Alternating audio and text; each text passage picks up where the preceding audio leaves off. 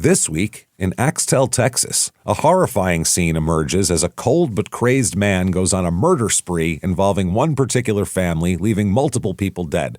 The results are a race against time to find him and his kidnapped wife before it's too late. Welcome to Small Town Murder.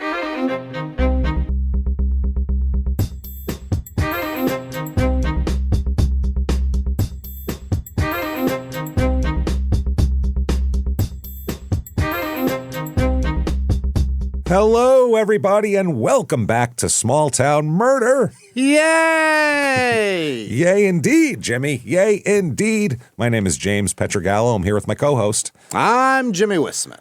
Thank you, folks, so much for joining us today on another absolutely wild, insane edition of Small Town Murder. I don't know how they keep getting crazier, but we're at episode 695, and somehow they keep getting more and more insane. I don't understand it, but here we are, so let's just all enjoy it. So anyway, before we get to all that, definitely head over to shutupandgivememurder.com.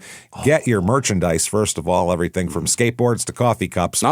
Get your tickets for live shows. That's the big thing that you need. Salt Lake City is sold out on May 1st, but May 2nd, we are in Denver. Still some tickets left for that one. Nice theater, too. The place is going to be beautiful. God, it's gorgeous. And then May 30th in Royal Oak, Michigan. Get those right now if you want them, because there's only a few left and not a lot of tickets there. And then after the summer, we're in Milwaukee and Minneapolis in September on the 18th and 19th. And then we are in Dallas, San Jose, Sacramento, Terrytown, and Boston.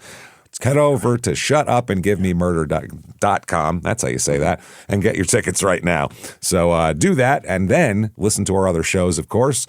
Crime and Sports, which is just like this show, except put sports in for the murder. Right. There you go. And then Your Stupid Opinions, where we listen to people's opinions who we don't want to meet and for places we don't want to be. So that's pretty fun, too. Yeah. Then get yourself Patreon. Here we go. There you go. Patreon.com/crimeinsports is where you get all the bonus material. Anybody $5 a month or above, you are going to get everything that we put out, including huge back bonus episode catalog of bonus episodes you've never heard before. As soon as you subscribe, there's almost 400 of them on there, so tons of them, and then you get new ones every other week. They're just going to keep building.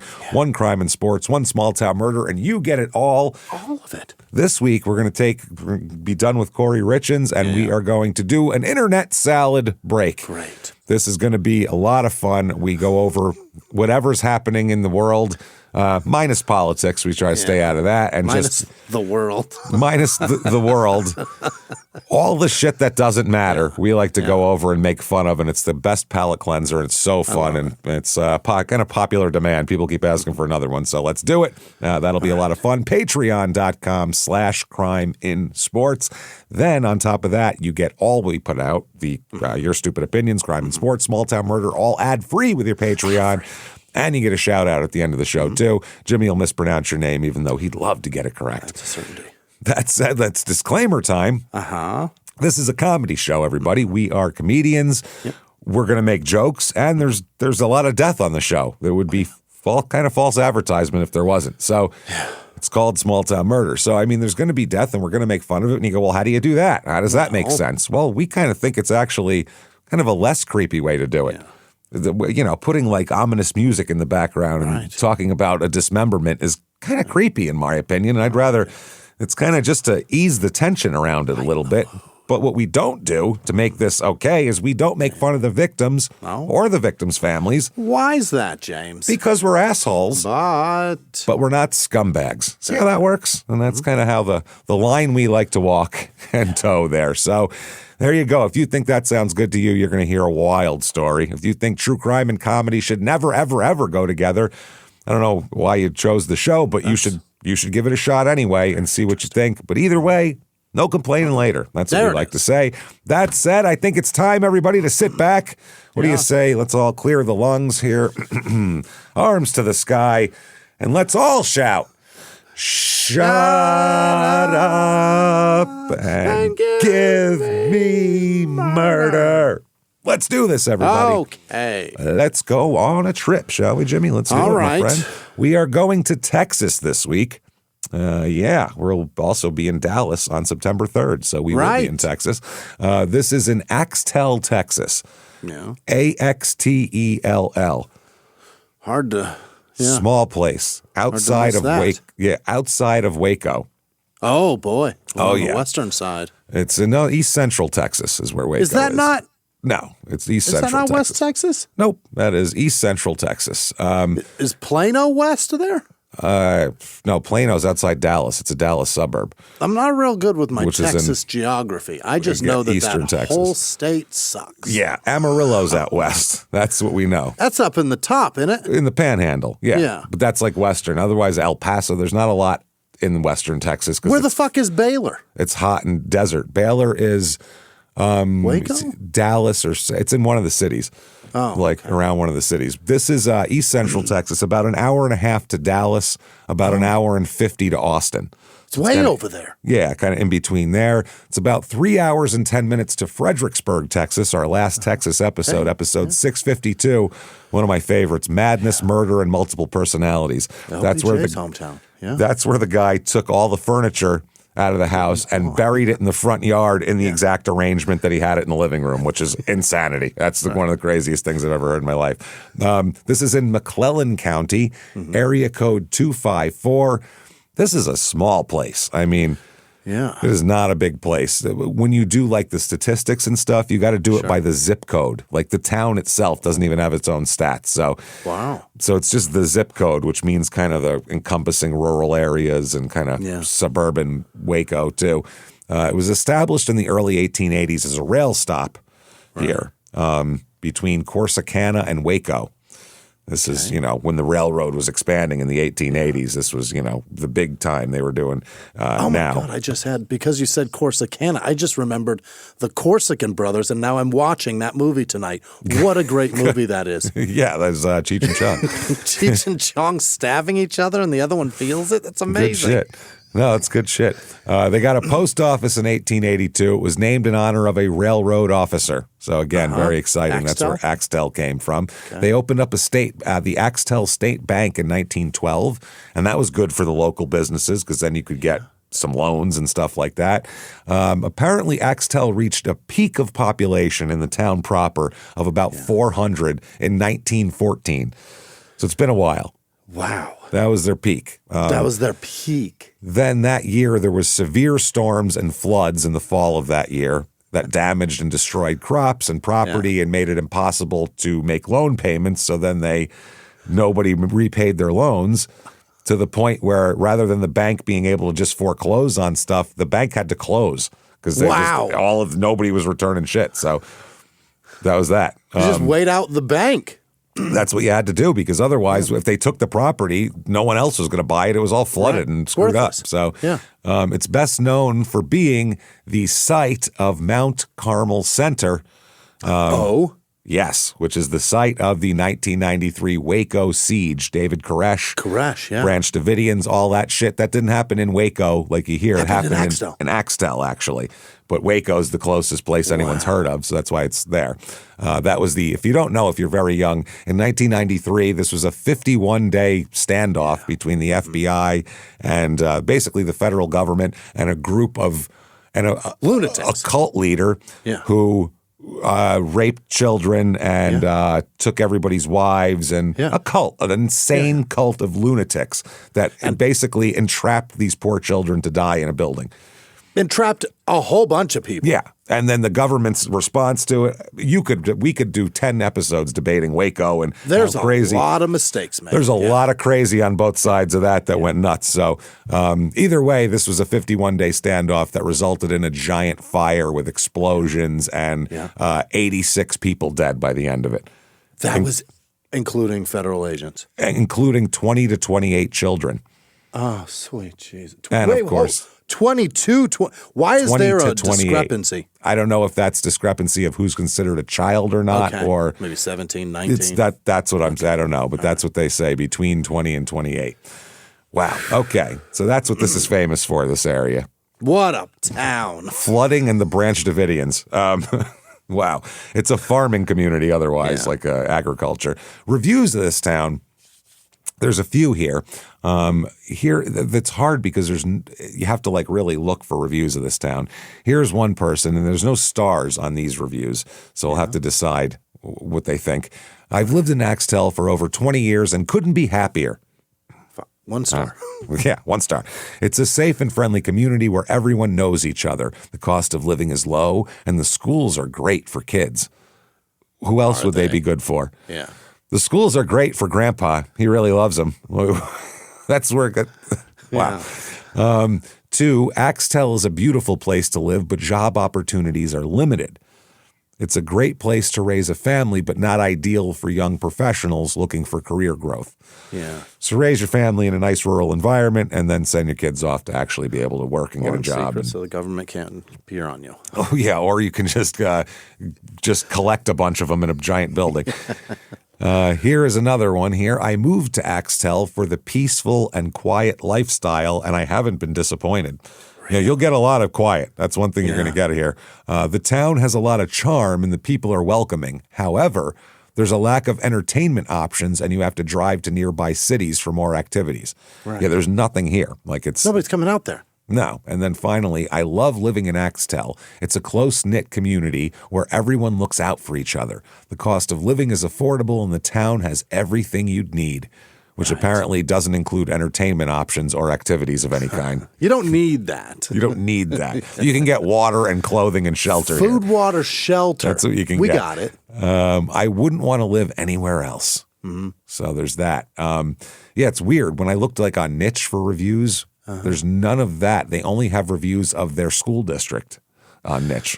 Wow. I guess it probably locally and even in the surrounding areas probably still has that shit hanging over it. I would. That's a kind of a big thing for a small town to shake. Yeah, that's huge. That was front page news the whole fucking country. If I say the word Amity or Amityville, what do you think of? Yeah, I think of a murder in a house. Yeah, and flies, know, on the windows, and you think of all that stuff. Yeah, and Amityville is like a beautiful community. It's beautiful where it is, but that's what they think of. So this is 100,000 times worse than Amityville. And Amityville was Lake. Just one. Amityville is just one fat shit killing his family. This is a Crystal Lake didn't even happen, James. It's not even a real place. They just filmed it in New Jersey. I read a book on the filming of that. They just filmed it in New Jersey. They don't care. But people still talk about how any lake called Crystal Lake is not a good place to be. Doomed. It didn't even happen. Never even happened. Never even happened. It's like the Rocky statue in Philly. This is not real, Didn't happen. People in this town, now this isn't in the town, this is in zip code 76624. So big area, it's 2,065. In the town, I think it's a few hundred. And that's going to be sparse and sporadically dotted homesteads. Exactly. And it's a lot of kind of big farms that are broken down. Like one of our families in our story, big, giant, long properties where the family has multiple houses where their whole family lives, like on a street, basically. Places like that. Women, it's way more men than women in this town. 55.1% men. So it's a lot of agriculture work. So not a good ratio for the fellas here. Median age, 45.3. So a little older than the national average, which is about 38. The other stats here, 62% married. This isn't a place to live a single swinging lifestyle. There's nothing to do here. Only 8.8% are single with children. So it seems like it's just so rural. If you're married, you just stay together because where am I going to go? Where are you going? Race of this town, 97.8% white, 1% Hispanic, and then 1% 2 or more races. I assume half white, half Hispanic would be my guess because it's 0% anything else. 62.8% of the – it's amazing that they haven't intermixed more there. That seems odd, right? I mean, I gotta say, wouldn't. I don't know. Not very surprising, really. Well, usually fucking breaks down all borders and it breaks down all walls between people. And, if you look You'd at hope so. Yeah. If you look at the most interracial porn viewing, it's always wherever the clan is the strongest. Yeah, you know what I mean? You're right. It's always that. So There's a doth protest too much thing to it there, And it's mostly, when you say interracial porn, it's mostly a lot of big black guys banging fucking one chicks. white girl. Yeah. Fucking some farm-looking chick. Yeah. Religion here, 62.8% are religious, so way above the national average of 50-50. And the highest one here is Baptist by a long shot. Really? As we know, Baptists are the Catholics of the southwestern desert region. Southwestern desert plains. Desert plains. Unemployment is about average here. Median household income, you'd think it might be lower, but it's not. $67,972. About $2,000 They're doing well. Below the national average. Not doing terrible at all here. Yeah. So cost of living here is 83 out of 100. So 100's regular average here. It's 83. And the housing, you would think, some big properties kind of make for a little more expensive, but the housing's an 89 out of 100. Median home cost $332,900. And you probably got several acres. That's the thing, and we're going to find out what you get here with the Axtell, Texas Real Estate Report.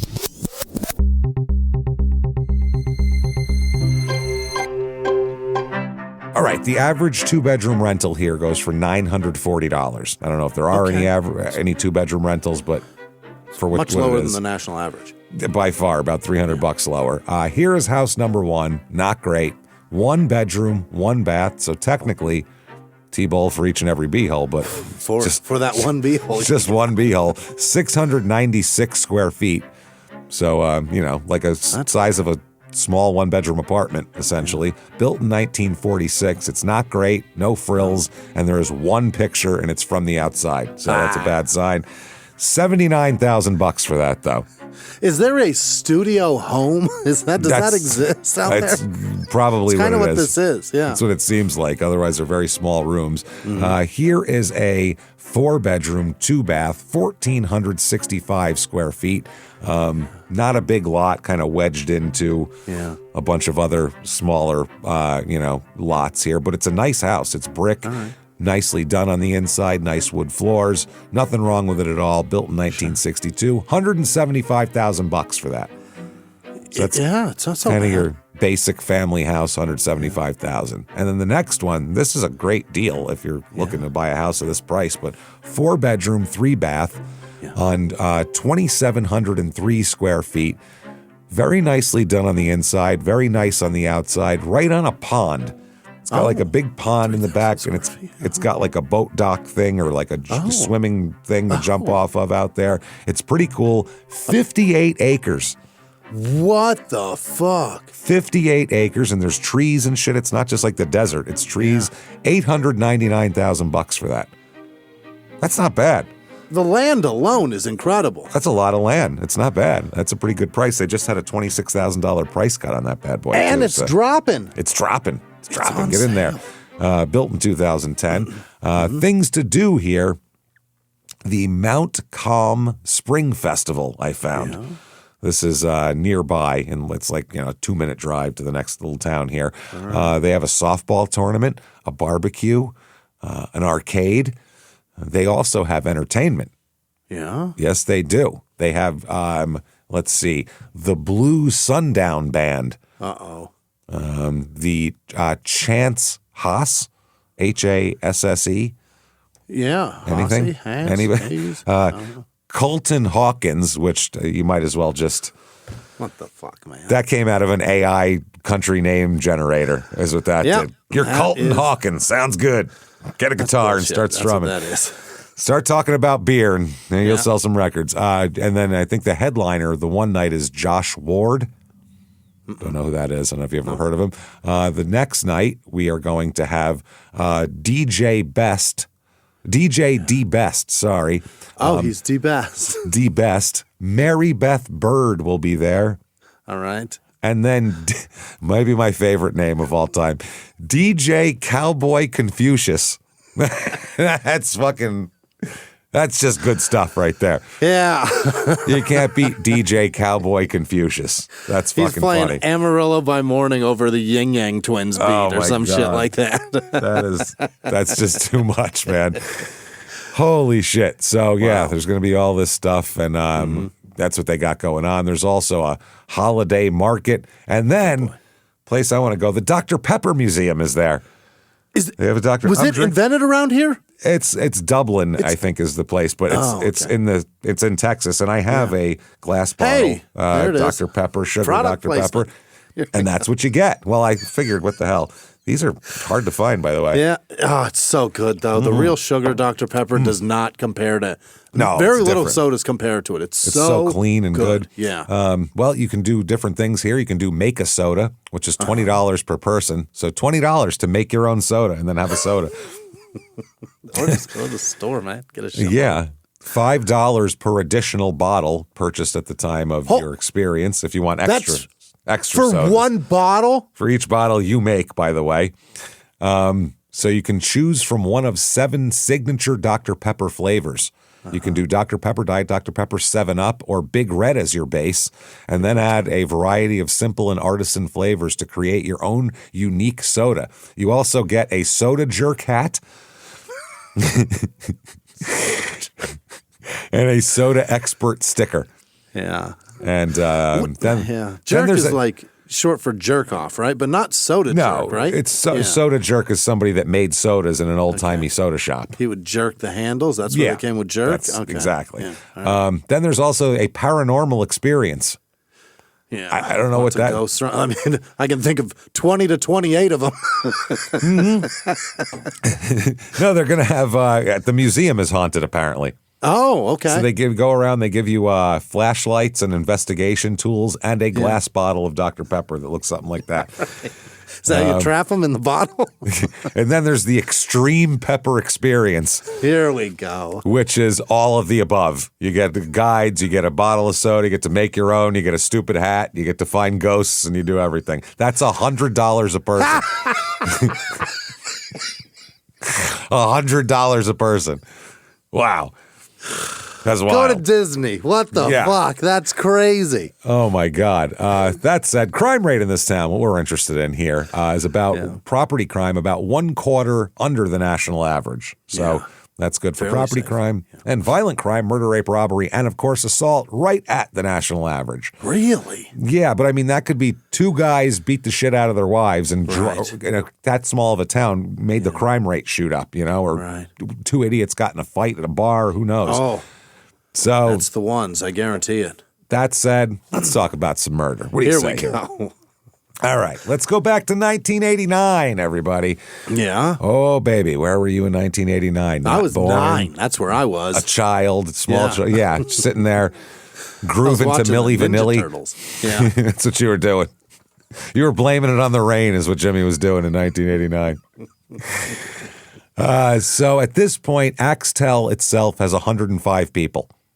105. 105. To describe what Axtell is, they say it sits on Farm Road 1330 between U.S. Highway 84 and State Highway 31, 8 miles northeast of Belmead in eastern McClellan County. Okay. That's what's going on. Now, let's talk about a woman here first. Yeah. Let's talk about Karen Vicka. There's been so many different pronunciations of this name. Vicka is what we landed on, I believe. Okay. Because Visha is how it's said a lot of the times. So it was hard. I had to figure it out. But in Texas, they made it Vicka. Give it a hard C. Okay. Yeah. Vicha. Karen Vicka. Born somewhere around 1949. We'll talk about that. But as of 1989, she has 3 daughters.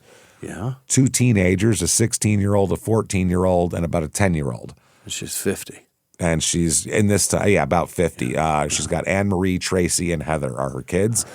She's had been twice divorced. Yeah. And by 1989, she's got a new husband that we'll talk about. A new husband that's quickly getting old, as we'll talk about.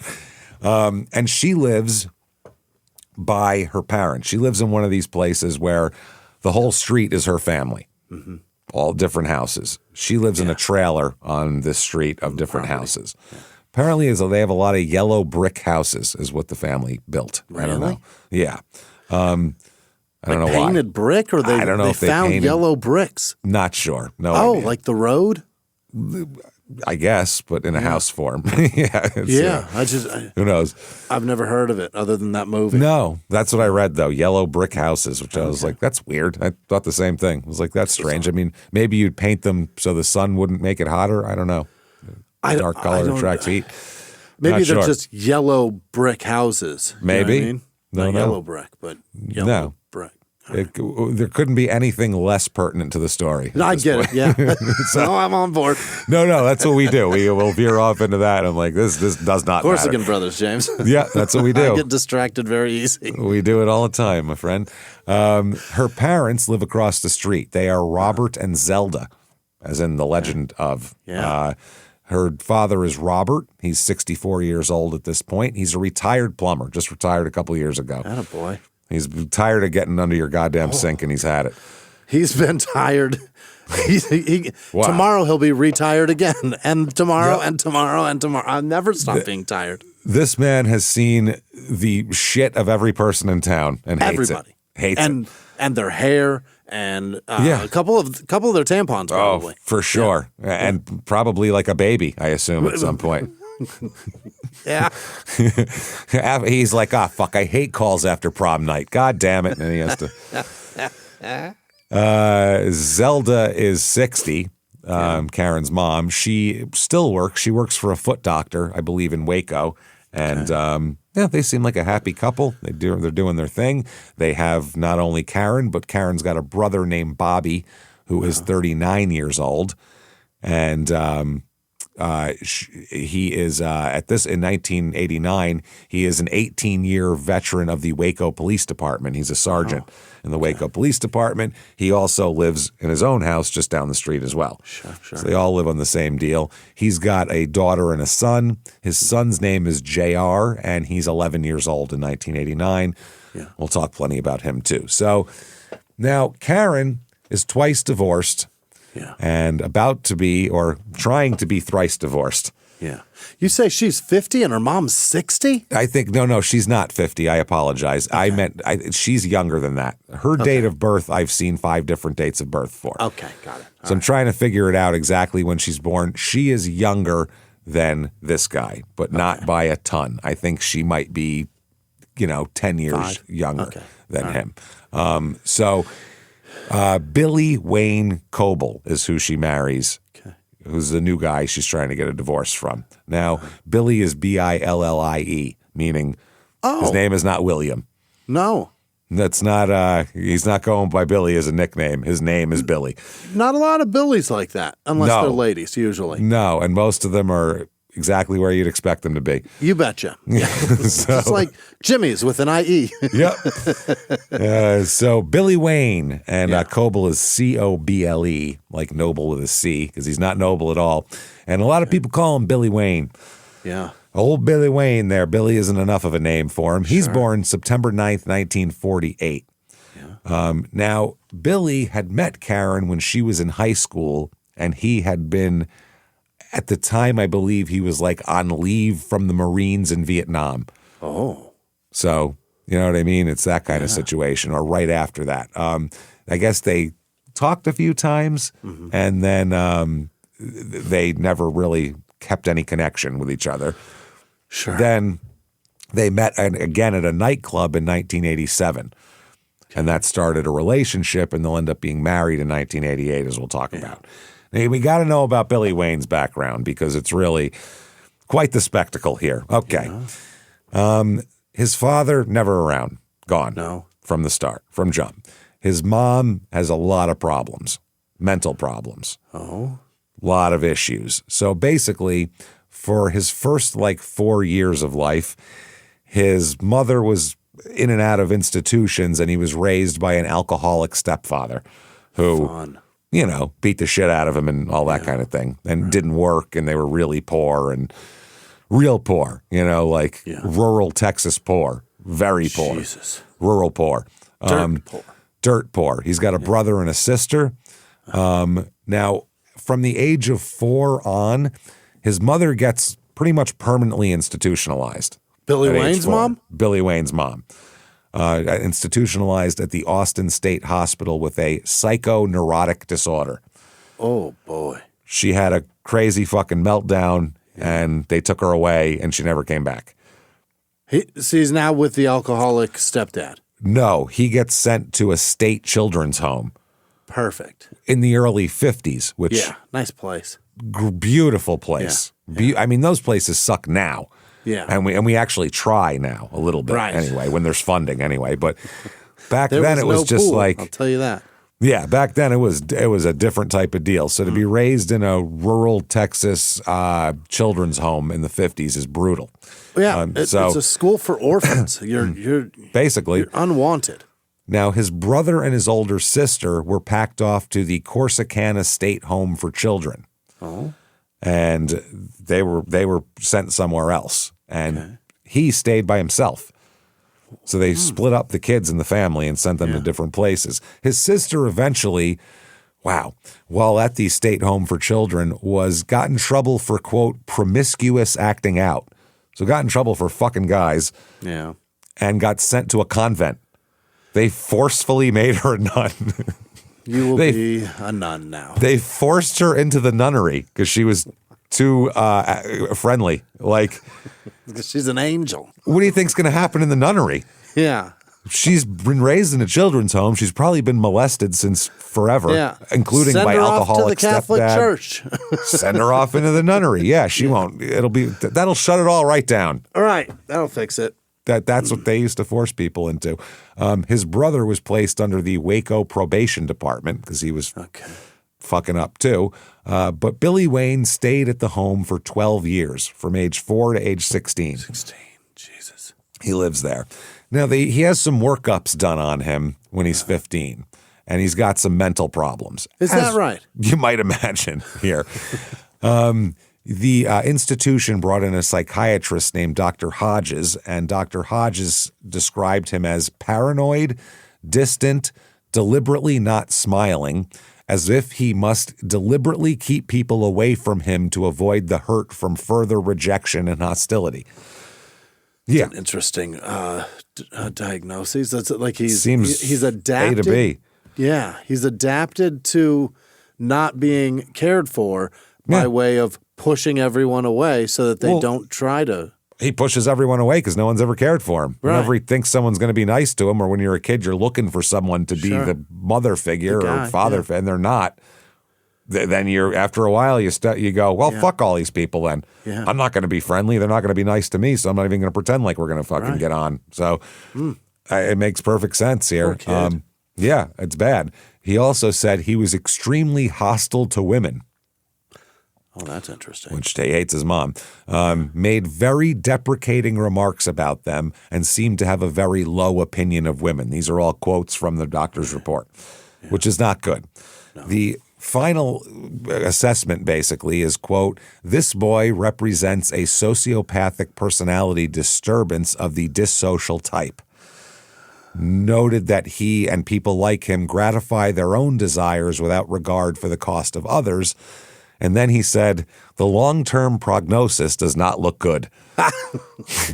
Doomed to a life of fuckery from the start. As a boy, this 15 boy does not look good for the future. Look good. And they don't go, okay, so let's get him into some serious therapy. Yeah.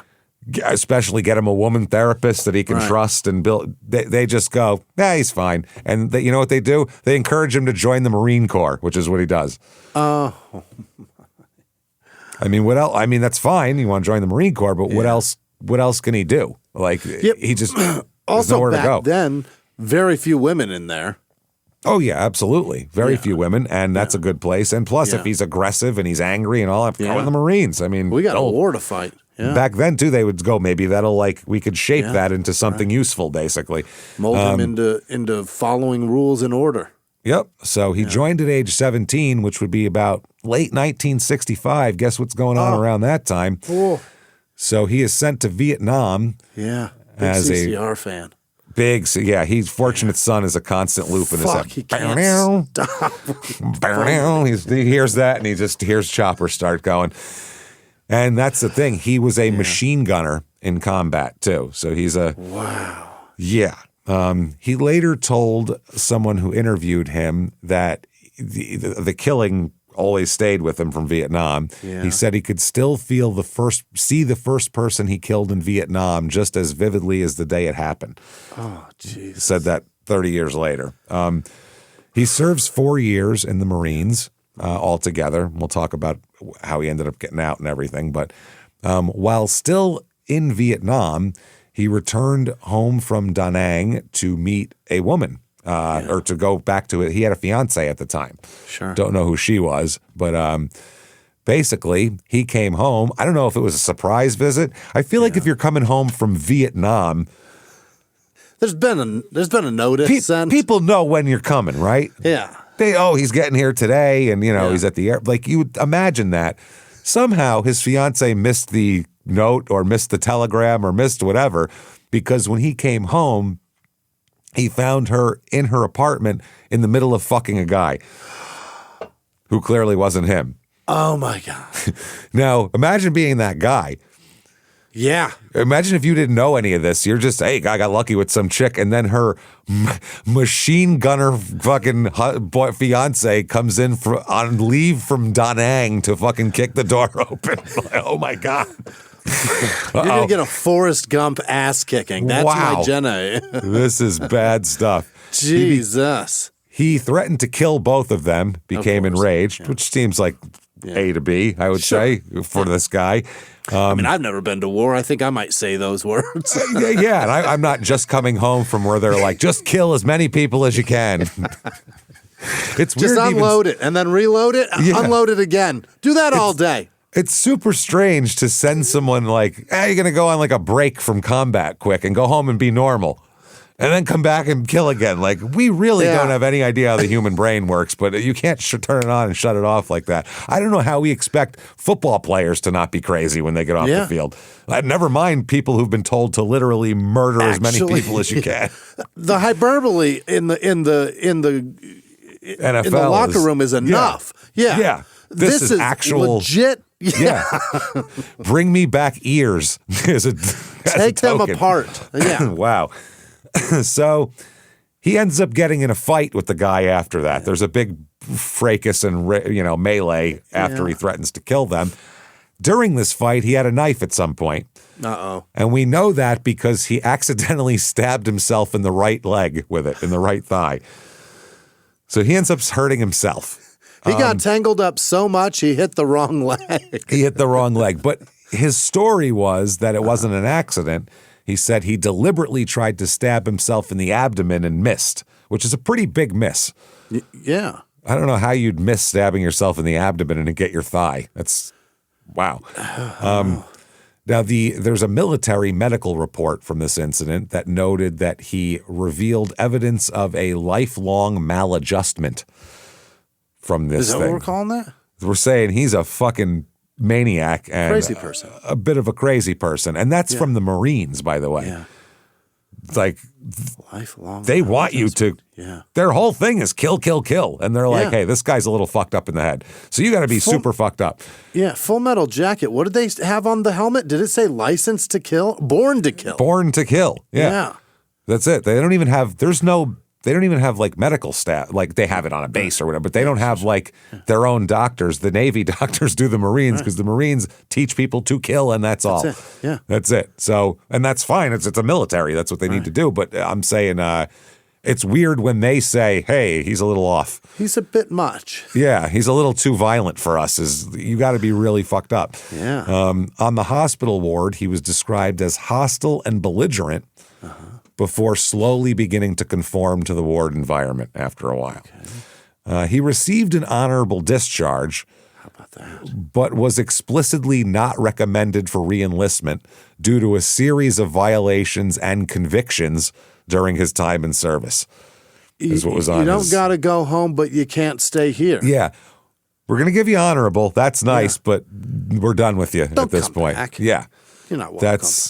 That's like somebody breaking up with you because they're moving and they're very sorry, but they have to go. Yeah. This is basically what they're saying. But it's not you, it's us. I have to. My job. There's no choice. So he does that. When he comes back from Vietnam, he is diagnosed with PTSD, called something different at the time, I'm sure, right. and bipolar disorder as well. So picked up a little bit of that. Yeah.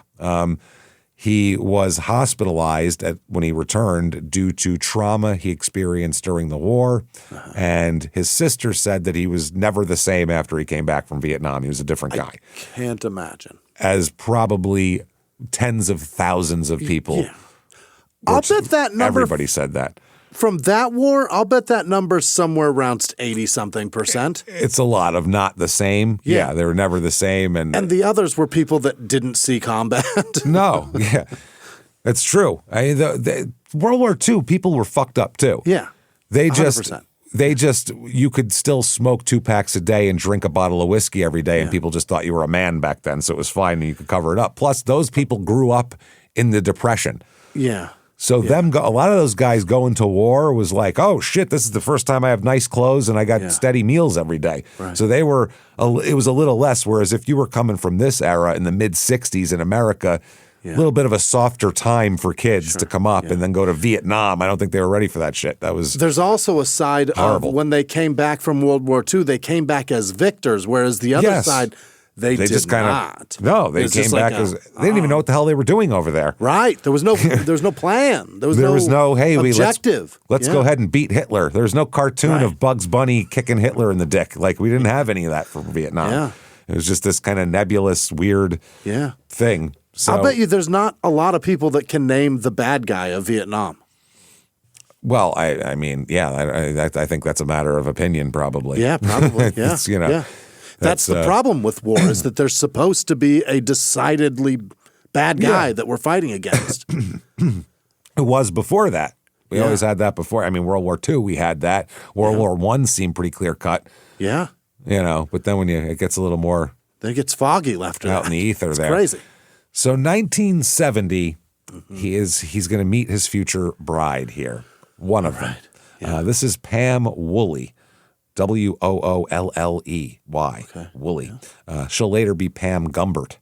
Oh. Which is a terrible name. Poor Pam. Both of them are. Yeah. He's 22 at this point. And, Pam, he meets her and they get married pretty quickly. Yeah. He adopts her young daughter, Charlene, after they get married in 1970, trying to make a family. They're also going to have 2 children. Wow. Including a son named Gordon, who goes by GW, which I assume is Gordon Wayne. And not Liddy? Exactly. So Gordon we'll talk about plenty. That's why I'm making he's going to have a lot to say later. So now Pam said to Bill, I was perfect. I'm not perfect and I can't be perfect. And it was just strange the way he thought about me. That's what she said later. Okay. So by 1974, he doesn't apparently think she's so goddamn perfect anymore because he becomes a violent monster by 1974. 4 years later. Within 4 years. He would beat her mercilessly all the time. Oh, boy. He liked to beat her on the head so her hair would cover the, marks and wounds and bumps and shit. There would be actual wounds. Oh, yeah. No, he's beating her. He's punching her in the head. And stuff like that. He's a fucking monster. A girlfriend introduced Pam to Billy Wayne, by the way. So thanks a lot, asshole. Yeah. How do you feel if you introduce somebody to somebody who then beats the shit out of them? You'd have to feel horrible, right? The guilt would be crazy. Yeah, I'd feel awful. But she said, the woman who introduced them said she was struck by his good-natured personality. He seemed like such a gregarious guy. He did have trouble at his job at the Central Texas Iron Works. He's a welder, by the way, and I think electrician later on, too. Okay. And they have a lot of bills and things like that, and he's starting to get abusive and violent, and he's not a drinker, doesn't drink, doesn't smoke, which to me that shows if you can be crazy and violent and you're not even drunk. Thank God you don't drink. That's what I mean. You're not even drunk. Imagine doing anything like that sober. Ooh. I can't. You're drunk even. I'm a happy drunk, so I can't picture a drunk. But imagine sober. Like, that's wild, man. Nothing even clouding the reason for your frustration and your leap to violence. It's just who you are. That's just who you are. That's what comes out naturally with no adjustment of anything. Maybe you needed a drink. Maybe that would have mollified him a little bit. I'm terrified to try it. You know? Maybe that would have offer it. Maybe he would have been one of those guys who has like 3 drinks and falls asleep on the couch, you know? Maybe that would have just calmed him right down. Well, some guys, the calm people, you give them booze and they get crazy. Maybe it works the opposite. Maybe it's like Ritalin, you know? If you're real hyper, it'll make you calm. If you're real calm, it'll make you hyper. At least for a little while, until he builds a tolerance, it's certainly going to be a sedative. It'll put him to sleep for a minute. I'd probably try anyway. So he would knock her to the floor with open hand slaps. At one point, he hit her with a baseball bat a couple of times, hard enough to send her to the hospital. He hit her in the back. At one point, he sat on her chest and repeatedly punched her in the face and broke her nose. This is horrible. She said that he once beat her so bad that she had black eyes for 6 weeks. Oh, my God. You know how deep that has to be to last for 6 weeks? Anybody ever had a black eye? It goes away in a week. And not just how deep, but how much bleeding, because that's what a black eye is. It's bleeding. And it's so much collection in there. It shows through the face for 6 weeks? 6 weeks. The man hasn't been able to digest a decent meal in 6 weeks. 6 weeks. 6 weeks. One time she cooked something that he didn't particularly care for, so he threw the plate at her and hit her with it. When she then threw something back at him, so now we got a food fight in the kitchen, which sounds like fun, but in this situation it's really not because he's a terrifying monster. Yeah. She threw something back at him, so he got up and hit her with a sledgehammer. Why is that in the kitchen? I don't think it was. I think he went to the garage and got the sledgehammer, came back and blasted her with it. And hit her with the sledgehammer. Luckily not in the head. She described him as capable of going, quote, from normal to extremely angry in a split second. Yeah. And that he always blamed her for his violent acts, which all these abusers do that. Why'd you make me do that, is what they say. Why'd you make me do that? Rather than, why can't I control myself? Right.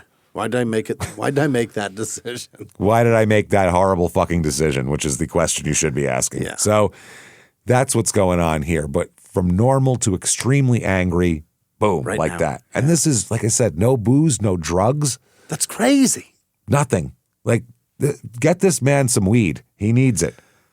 God damn, if you do that. Bad. Seek help fast. That's so fucking crazy. The court should order him to, number one, never go near her again. And number two, like, should mandate like 10 bong loads a day for this guy. He needs to bring it all down a little bit, I think.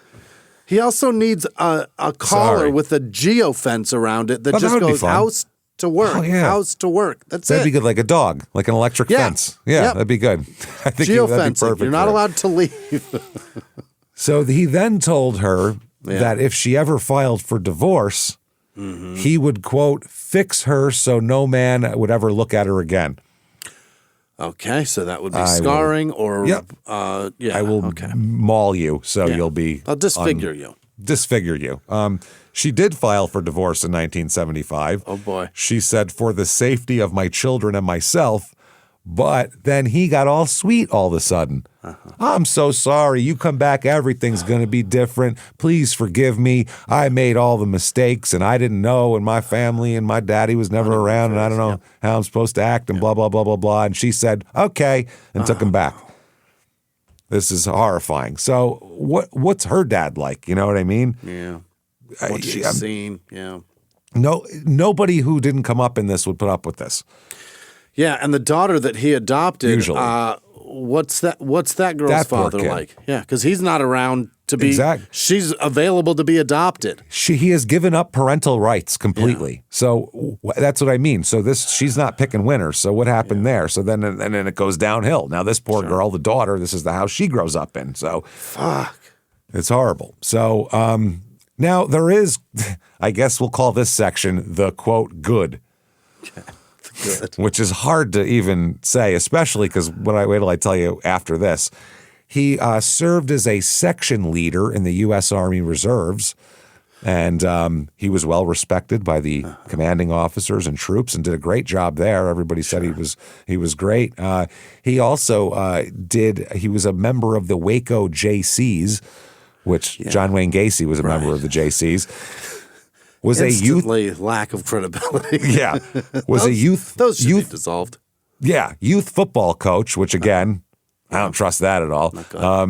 And he once owned a welding shop and was included in a book titled, quote, Outstanding Young Men of America. I'd love to get a copy of that book. Who else is in there? Young Jeffrey Dahmer. He's a star. There's this young man trying to get into law school in Utah. We really think you're going to take a shine to. He's got a magnetic personality. Yeah. The young women really like him. He drives a champagne-colored VW. He's excellent. Wait till you hear about Kansas's ADT Salesman of the Year. Oh, my God. Wait till you hear about the Community Officer of the Year there in Kansas. Holy shit. Dennis Rader, what a guy. This is crazy. Now, the bad. Now, I've given you bad. He's a monster. Beats his fucking wife mercilessly. A horrible, horrible, horrible piece of shit monster. I've given you the good. Yeah. He's an outstanding young man in America. He teaches kids football and does well in the Army Reserves. Now, here is the ugly, the worse than bad. Boy. This is the ugly. This is his true scumbagness comes out here. Okay. He molested Pam's younger sister, not the daughter, the younger sister, and punched her in the mouth. He then molested the kid's 13-year-old babysitter. Yeah. And this was while he under the ruse of taking her to teach her how to water ski, he took her and molested her, a 13-year-old. Yeah. He also groped and molested another neighborhood girl. Okay. So, what the fuck? In 1979, he was 30 years old. Yep. He raped his own cousin, who was 15 years old at the time. Jesus. So you can put that in a fucking in a bubble. I mean, he's got that's rape, incest, child molestation. Yeah. It's all in one. He's got severe psychological damage that started probably around 10 years old. 4 years old. Right. There's obviously that. Yeah. But in that, between 4 and 10, perhaps they coddled him a little bit, but somewhere in between I don't think that 8 to 14-year-old window, there is horrible abuse that happened Absolutely. to him. Because he's targeting children of that age. So that's that's where he sees himself. But he's also targeting girls. Yes. So that's usually not how that goes. Well, you know what I mean? Most of the time. It does happen, but I mean, a lot of the times the molested guys molest boys. They don't molest girls. Certainly, but perhaps it wasn't a boy that molested him. Yeah. Not all the time, and we don't know. But he hates women, which is another thing. Yeah. So he hates his mother. There's something psychological obvious take there. Unless we hot take. Unless we could figure out what the hell happened to him at the state house he was raised in. Something happened. We have no idea. I mean, we know what happened from 0 to 4, and that's enough. Yeah. That's enough, honestly. Yeah. What happened just in the womb was probably enough. Probably. Think about if his mom's nuts and she's around this crazy alcoholic asshole and all this shit. God knows what was going on. So can't be good. We don't know. So he rapes his 15-year-old cousin. Then there was an incident with his niece, his 15-year-old niece, by the way. She's sitting in a chair wearing a nightgown. This is horrifying. Yeah. He grabbed her ankles and spread her legs apart and made a gesture with his tongue as if he was going to perform oral sex on her. That is in front of people? Apparently so. It's documented. How the fuck? I mean, she told me no. Later that same day, he forcibly kissed her. So now he's done two different things. When he was done forcibly kissing her, he threw a $5 bill at her and said, have that. Boy. So remember the $5 bill, by the way. Yeah. Okay. Throws a $5 bill at her. Was like, there you go. She told on him anyway. Good. Yeah. Now, Pam, back to Pam, his first wife, she said that in 1979, she can vividly remember him being enraged, sitting on her chest and beating her silly with his fists after she told him that she wouldn't change her mind about the divorce, because now she wants a divorce again in 79. He threatened to kill her entire family and said he would keep their son Gordon and disappear if she divorced him. Okay, which is crazy. That's what's going on here. She sought medical treatment twice during their marriage. Once after he threw a baseball at her, a baseball, hit her in the back, causing her lung to swell. Oh, God damn it. Guys get hit in the back with 98-mile-an-hour fastballs and take their base. So he drilled her from close. That's not not from 60 feet. They trot and stare, but her lung is damaged. This isn't from 60 feet, you know? No. He probably did it from 5 feet away. Yeah. This is crazy. So they divorce in 1980. Pam gets away from this fucking monster. Thank God for her and her daughter. She just got her daughter out of it. Gordon stayed behind? Yeah, Gordon goes with her, I believe, but Gordon stays very close to his dad. Really? As we'll find out all the way for the next 40 years. Gordon's close to his dad. So then he meets another young lady. He's 35. She's 18. He's got it tight. Too naive to know that he's a shithead is the type. Right. That's what it is. And likely from a background of tumultuous beginnings, and that lends to being attracted probably. To that. Yep. So this was in 1981. She was working at a takeout chicken restaurant in Robinson, Texas. Nice and Billy Wayne's welding shop was nearby. Yeah. Oh, if that's not a match made in heaven. He comes in, lunch. Pulls his fucking mask Welding bibs on. Yeah. Welding bibs, burns on his arm, pulls his mask up. She comes out in her little chicken smock, and it's love at first sight. I picture her with a paper hat shaped like a chicken. That's what I picture for some reason. Well, the welder wears a real stupid hat, too, underneath that helmet. Yeah. Real tight cotton thing. But I picture him wearing the helmet pulled up over there. Yeah. How you doing there, darling? Just trying to show that he's employed, you know? Some of those welding caps are hilarious because they have a bill on them for some reason. Yeah, what is that? What do you? I don't want the sun to get in my eyes, even though I can stare at an eclipse and it'd be fine. But the sun, it gets in your eyes. I got to get a little bill on that thing. I think it's just so you can adjust it and feel like you're adjusting something.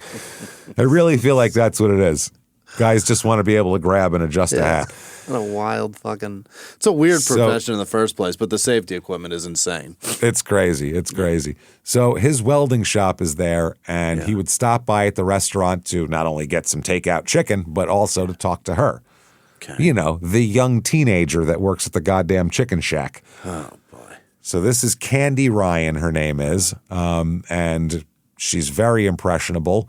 Her father surprisingly disapproved of their relationship. Is that right? It's crazy, right? I don't want my daughter to go out with this 35-year-old asshole, twice her age, divorced, fucking police record, Marine lunatic. I don't want all this shit. Vietnam vet with PTSD. Divorced father.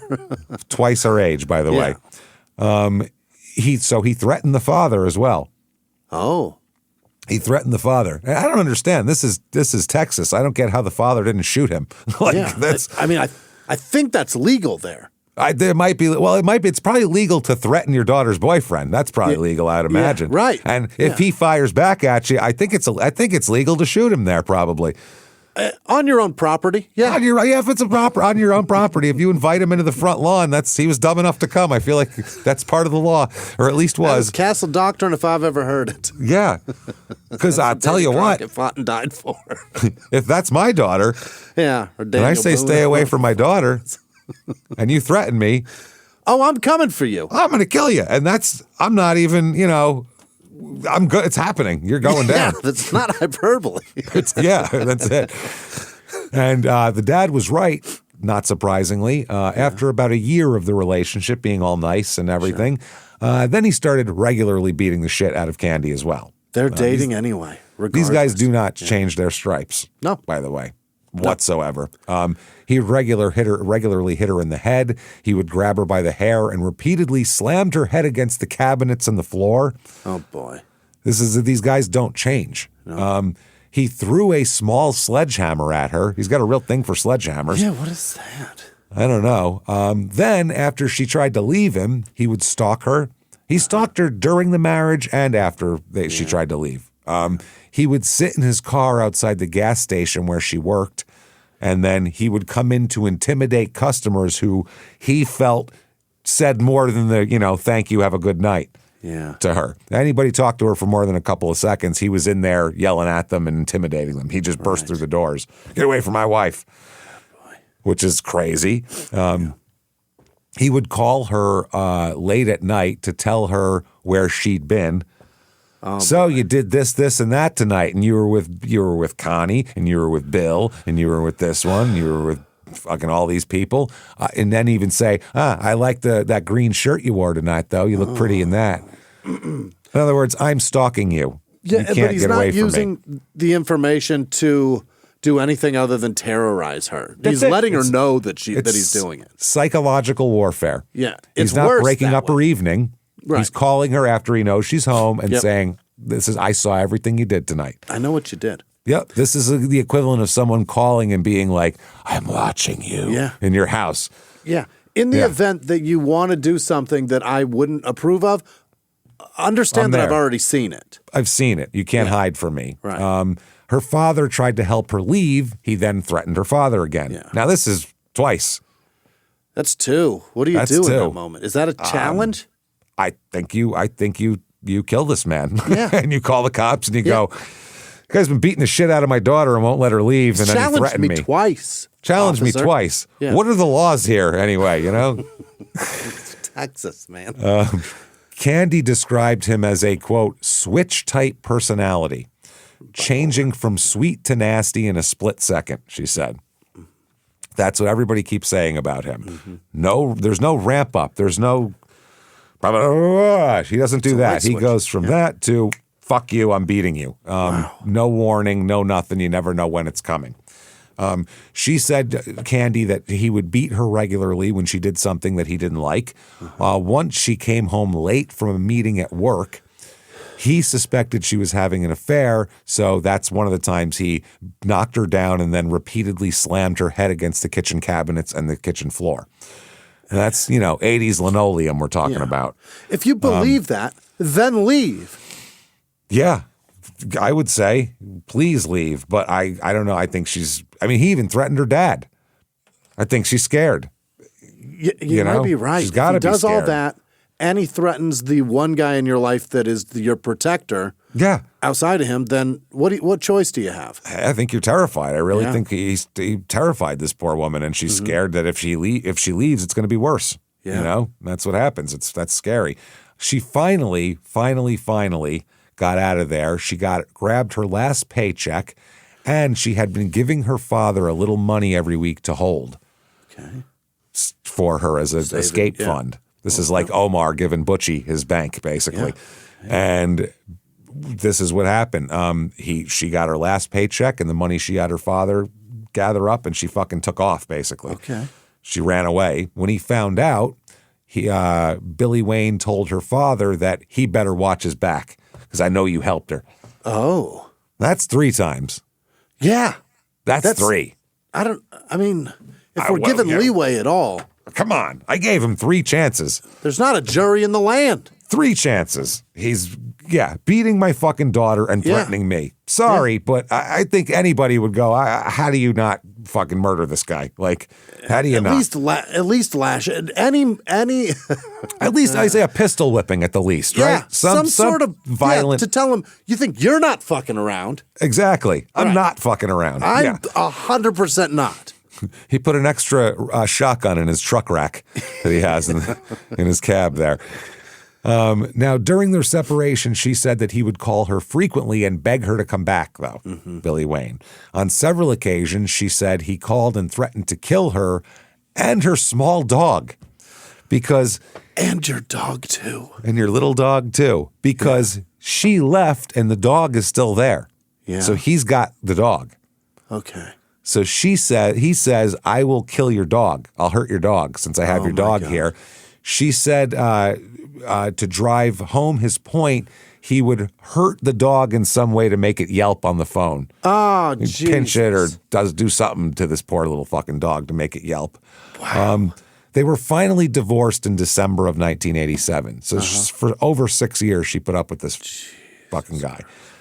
Okay. Now, at this time, he's doing some electrician type work. I assume he's not like licensed and bonded and all that shit. Yeah. He's not in the union, probably. Probably not, no. He also works at a drive-in movie theater doing maintenance. That seems like more his speed. So it's at this time that he meets Karen, who we talked about, Karen Vicka, who we talked about before. Now, Karen will be his third wife. Yep. Like I said, she brings 3 daughters to this. Yep. At the time, a 15-year-old, a 13-year-old, and a 9-year-old. Oh, you want to put them in his wheelhouse? But she doesn't know about any of this stuff, though. She has no way of knowing this. He's never been arrested for child molestation or domestic violence. So she couldn't even get look it up and find out, even back then. Yeah, not only has he's not been arrested, it's just not even been documented. It hasn't been documented. Boy. So she has no way of knowing any of this. To her, he's a charming guy. Yeah. And like I said, she's twice divorced, looking for somebody, friendly and whatever. And anyway, yeah. So she, at this point, she is 34. Here, so that would make that, so 34. That's what she is. She met him when she was about 16, but now hasn't seen him in a long time. Okay. Meets him again around 34. They apparently ran around in the same groups, even though he was a little bit older. And then they met at a Waco nightclub where Karen was out with a friend dancing. Nice. And he was there. Yeah. And she had no idea, like I said, about any of this stuff. All she knew was he was a funny guy who seemed easy to be around and, quote, and this is a gross quote, genuinely interested in her 3 daughters. Okay. I would say probably more than you know. That's gross. And, that's such a flattering thing to say about a guy that you're dating, that like he's genuinely interested in. He cares about them. Cares about the children. Genuine interest. Oof, God damn it. How much has that been ruined? God damn. That used to mean you were a good guy. Now ignore your girlfriend's children. Don't even. No. Tell them to get fucking lost all the time. That's much more appealing than the opposite. Listen, you have a father. And then ignore them. Get the fuck away from me. I'm trying to bang your mom. God, yeah. And then you go, good. Yeah, that's a good guy. That's a good guy. At least he's not trying to fuck those kids. Karen said he could be different people. He could lie to you and make you believe it. That is so strange to think that I was so gullible. I feel pretty much taken in just as Pam and Candy were. That's what she says once things get going. But they'd both been married twice. They were both looking for a stable family environment. They both had kids. So in July of 1988, they get married. Wow. It's happening. Karen works at a jewelry store, and he is working at a local drive-in movie theater, and they're living in her trailer in Axtell on the road with her family. Same road. Oh, boy. Okay. Now, 1989 comes around, and we are like 6 months into this marriage. They're newlyweds still. It's brand new. Things are already falling apart. Really? Yeah, it took him like 3 years in the first marriage to become a monster. It took him about a year the second marriage, and now he's got it down. Yeah. He's got down to 6 months now. Yeah. So she streamlined the abuse. He really is. He's getting really streamlined with it. Which after a while, you start to figure things out, and you start to figure out how to be more efficient. Really, that's just a guy that's good at what he does. Fucking psycho. Yeah. He's looking for efficiencies, and he's looking on how to maximize them. What a piece of shit. God damn it. So she noticed his personality switches, the way she called it, and she was worried by his, quote, interest in watching young girls. Yeah? Yeah, that's any interest in that whatsoever is dangerous. So then at one point, Pam, first wife, ends up talking to Karen. Oh? Yeah, they end up chatting on the phone. Now, I don't know if Pam called Karen or Karen called Pam, but either way. Perhaps she called to talk to Gordon? That's possible, but however it happened, they got on the phone, and Karen found out that basically that Billy Wayne had fondled 2 teenage girls who lived near him about 15 years ago when she was still married to him, 2 neighborhood girls. So he denied the allegations, but still, she confronted him. Karen went and said, "Did you fucking molest a couple of girls?" And he said, No, what are you talking about? So he denies it, but she was still like, okay, this is weird. Yeah. And she wants out. And the thing about it is, She comes from a healthy family. Right. She comes from a nice family. So she hears one thing and says, fuck that, I'm out of here. Great. Done. Do you know what I mean? She's not putting up with that shit.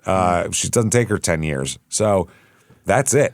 She wants she said, I don't want a divorce, uncontested. We don't have kids together. We don't have assets or anything. You live in my trailer. Let's just call it. You take your stuff and get the fuck out of here. Yeah, take your 4 garbage bags and go. Yeah. That's it. Take your fucking sledgehammers. But he did not want to do this, basically. He wanted to try to get her car from her because that's what she loved. She had a 68 Mustang. Oh, not bad. So pretty cool car, and he wants it. And he threatened, because she is going to keep it, he ends up threatening to destroy it. Said, I'll wreck your car. I'll take your car apart. I'll fuck it all up. He started randomly calling her at work. Yeah. He'd show up at her job unannounced and just act crazy, which is interesting. Then Karen called Pam back. Yeah. And said, by the way, you told me about the molesting and all that, but when you were married to him, did he treat you this way? The stalking and the, craziness? And Karen, Pam's like, let me tell you 10 worse stories than that. I got a lot of them. Yeah. Yeah. I'll show you some medical fucking history and you can see. Keep the baseballs away from him too. Yeah. He's real good with a bat and a sledgehammer and a ball too.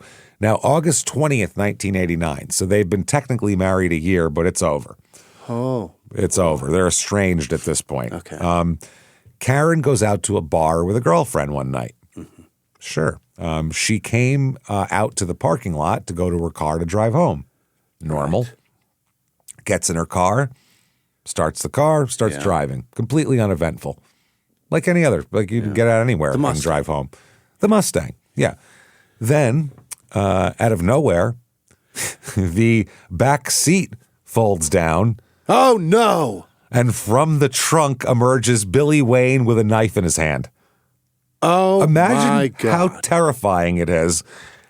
It's 1 o'clock in the morning. You're driving on a dark rural Texas road, and all of a sudden your seat pops out, and your crazy soon-to-be ex-husband pops out of the trunk with a knife. That is so scary. And she saw him come in there. Like before he grabbed her, and you know what I mean? She heard the seat. She heard the seat came down, and he's right there. Hey, he's talking shit, and he's got a knife in his hand. Ooh. She probably screamed, swerved. I mean, how terrifying would that be? Worse than bees being in your car, right? Way worse than bees. Yeah. Way worse than fucking, this is crazy. He's going to stab you. Yeah. So anyway, that means he was hiding in her trunk the whole fucking night. He locked himself in her trunk. For God knows how long. How knows? We have no idea. He popped out of the trunk with a knife, jumped over the console, halfway into the front seat. Mm-hmm. So he's like kind of got his 1 foot in the front seat there and kind of half in the back seat. And he puts the knife up against her ribs and told her to keep driving until they reached a field. Oh, my God. He then tells her to stop the car in the field. And he told her, quote, if I can't have you, then no one else can. Oh, Jesus, that old chestnut. This is horrifying. He then pulls out a roll of black electrical tape. Okay, now, anybody with any radar for anything would know they're in a very bad spot right now. She can't run because he's holding her. He's got a knife on her, but she's talking. She can talk. Once she sees that electrical tape comes out, she's like, I better start talking real fucking fast. Yeah. So she talks and gets him to just talk for about 2 hours and wears him down. Wow. And convinced him that you showed me how much you love me by what you're willing to do here. I'll reconsider the divorce. Okay. Just to get out of the car. Yeah. You tell him anything at this point. Oh, yeah, you're great. Yeah. You run for president. I'll be your campaign manager. Whatever the fuck you want to hear. I don't care. It's me. You're the best. You're the best guitar player I've ever heard. We're gonna make whatever buttons. He wants to hear. Yeah, whatever he wants to hear, you tell him at that point. So he let her go. Yeah, he let her go. Let her take her car, and he got out, or he took the car. I assume she drove. They drove to a mutually advantageous point or whatever. But because at that point, the way she's saying it is, we're going to work it all out. We're going to work it out. I'm going to go home and think about it, and I'm sorry I put you through all this, and obviously I've made you crazy, and I feel bad. Right. She played every card she could to be safe, and good for her. But she got home and immediately called her brother Bobby, who is a Waco police sergeant. 18 years. 18 years. Yeah. And Bobby said, fucking report the kidnapping. Right. What are you doing? You got to report this. You were kidnapped tonight. This is kidnapping at knife point. This is crazy. You have to report this. This is a big felony. It's really fucking wild. So now the complaint, basically they send another cop to talk to her, and this cop, she explains the whole thing, but she says that she said, I don't know what to do. She tells the cop, I don't know. I'm going to wait to decide whether I want to file charges until after, whatever. She said that she would defer her decision about whether to file charges to the cop. She said, I don't know what to do here. And the cop said, well, I'll go talk to him. Yeah, the cop said, well, I'll go talk to him and find out. Okay. Anyway, he's arrested for this kidnapping. Yeah. He's released on bail. Okay. Officer James Head, who made the arrest, recalled something later on. He said he looked in his patrol car rearview mirror, you can see the guy in the back seat, and saw Coble staring at him.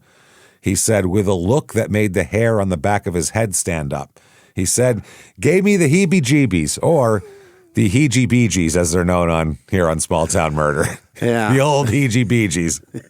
Give me the heejie-beejies. The heejie-beejies. That's what the Oregon pig farmer case. You can hear why that's the heejie-beejies. The employee said that a lady gave him she gave me the heejie-beejies, man. So this is a cop who, everyone in the back seat is not happy to be there. Yeah. I would assume a lot of them are giving you dirty looks. Yeah. And he's like, this look was different. It was creepy. Then after a pause for effect, Billy Wayne says, quote, they're going to be sorry. Who's that? Don't know. They're going to be sorry. Who's that? Who's they? The cops, Karen, my ex-wife, all of them? Who knows? Told? Yeah. Yeah.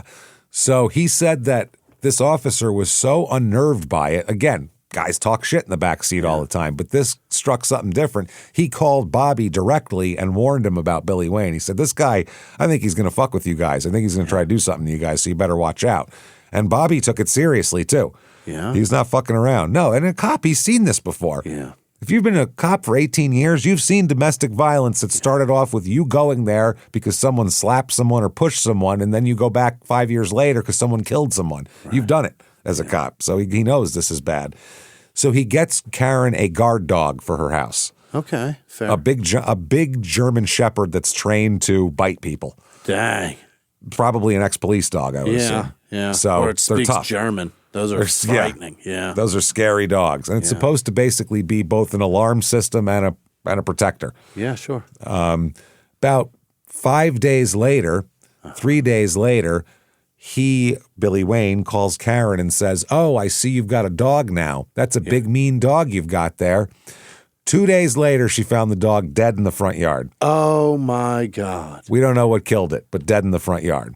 So we don't know if he poisoned it. There was no blood or anything, so it wasn't like a stabbing or a murder. We don't know if this threw him a piece of poisoned meat or something like that. Yeah.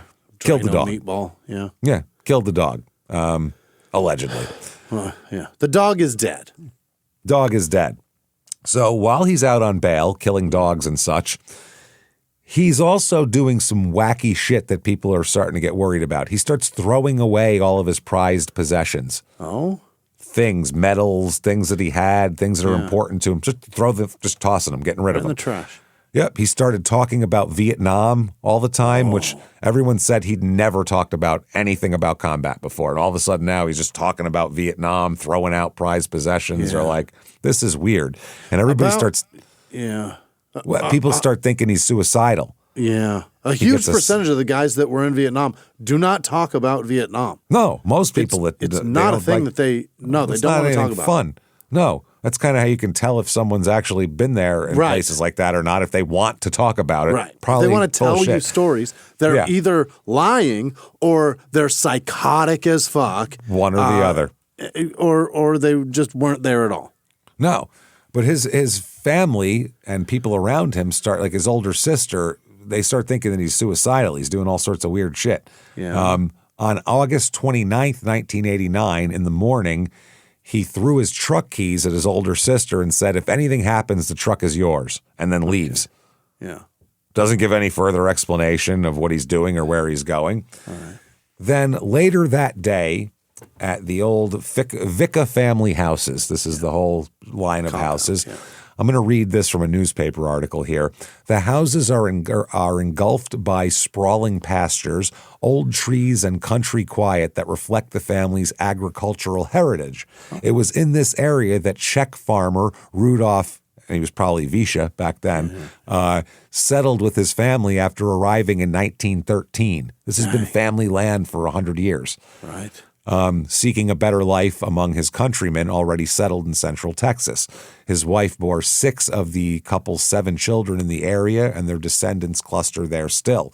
They said, all our lives, the Vicka family has lived here, a neighbor said. We thought it would be a better place to raise a family. Everybody helps everybody. Everybody is concerned about everybody. We're a close-knit family. Right. So that's the street. This is a close family that's been close for 100 years. Yeah. This asshole doesn't fit into this group. No, not at all. Not at all. These are decent people. So on this day, early afternoon now, Bobby's girlfriend arrives. I think Bobby is divorced because he's got 2 kids. He's divorced. Bobby's girlfriend arrives at Karen's house. Okay.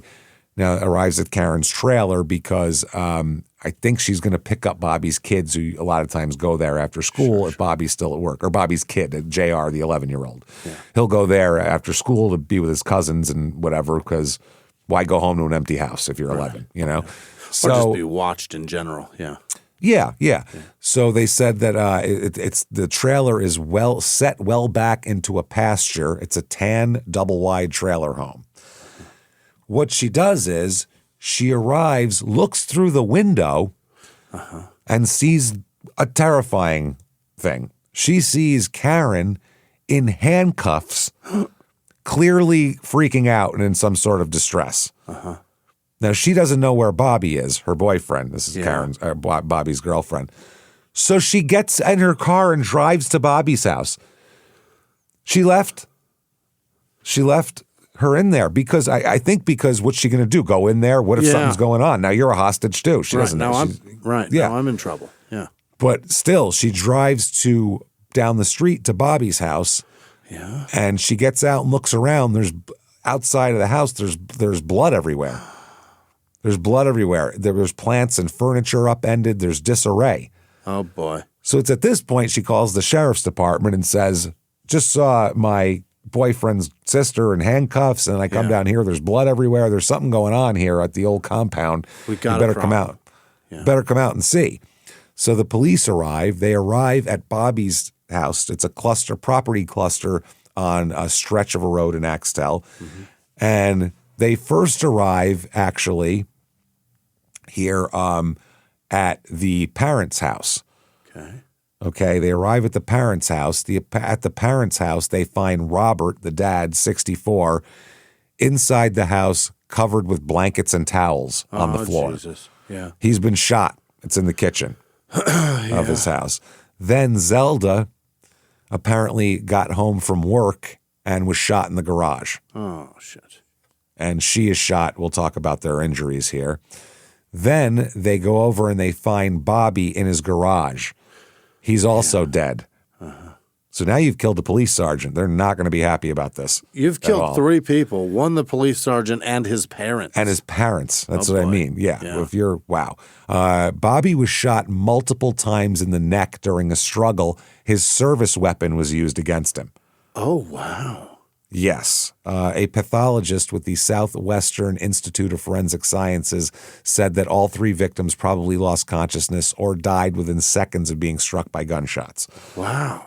And we'll talk about their wounds and all of that in a second here, but I don't want to lose the narrative of what's going on. Okay. So then they go to Karen's house, and they find an even more horrifying scene at Karen's house. I can't imagine. Well, I mean, maybe not more horrifying, but different horrifying, but terrible. Okay. I mean, he's eliminating the people so that he can get to what his plan really is. Yeah. And we know Karen was handcuffed, so she's been in contact. Yeah. And he's been shot in the neck, so he's going to exact revenge way harder on her. Yeah, no shit. Well, that's the thing. When they get to the house, you know who's not there? Karen. Uh-oh. She's gone. But you know who is there? 4 children, her 3 daughters and 11-year-old JR, Bobby's son. They are all handcuffed and tied to a bed with their mouths taped shut, but alive. Wow. They are alive, but literally handcuffed and fucking taped to beds. And Karen is gone. And Karen is gone. Gone. Oh, boy. Okay. So they're obviously looking for Karen and this idiot Billy Wayne. So they end up, after dark, after a few hours, they end up finally locating him and her. Yeah. And they have a high-speed pursuit. Oh, boy. That ends up ending in a crash. He ends up, there's some shit on the side of the road, and he hits it and crashes and fucks the car up. They get in a nasty accident. The Mustang. Karen had to be, I'm not sure if it's the Mustang. Karen had to be cut out of the car with face lacerations and bleeding from several stab wounds inflicted by Billy Wayne as they drove. Oh, Jesus. She ends up surviving this, though, somehow. Stab wounds, car accident, handcuffs, everything. She survives it. Now, at the hospital, Billy Wayne he has no qualms about what he did. He's telling everybody what he did. Doesn't give a fuck. What y'all do? Yeah. He literally he told, one of the cops said, the guy telling the nurses that he just killed 3 people while she was bandaging his hand. Oh, my God. At one point, he said, have you ever seen somebody who just killed 3 people? He said it real proudly, they said, to a nurse treating him. Mm-hmm. So then he tells him exactly what happened. And also we know from Karen what happened. Yeah. And from the forensic evidence, and we can piece it all together. And here's what this fucking psychopath did. He's telling the nurses? No, he tells the cops later. Tells everybody. Anyone who'll ask. He doesn't care. Tell whoever. Right. Early afternoon, Karen's at work. Empty house. He arrived. Billy Wayne arrived at the house and went inside and waited for her. He's going to surprise her.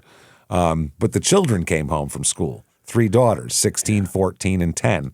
They come home on the school bus, and there's also 11-year-old Bobby with him as well.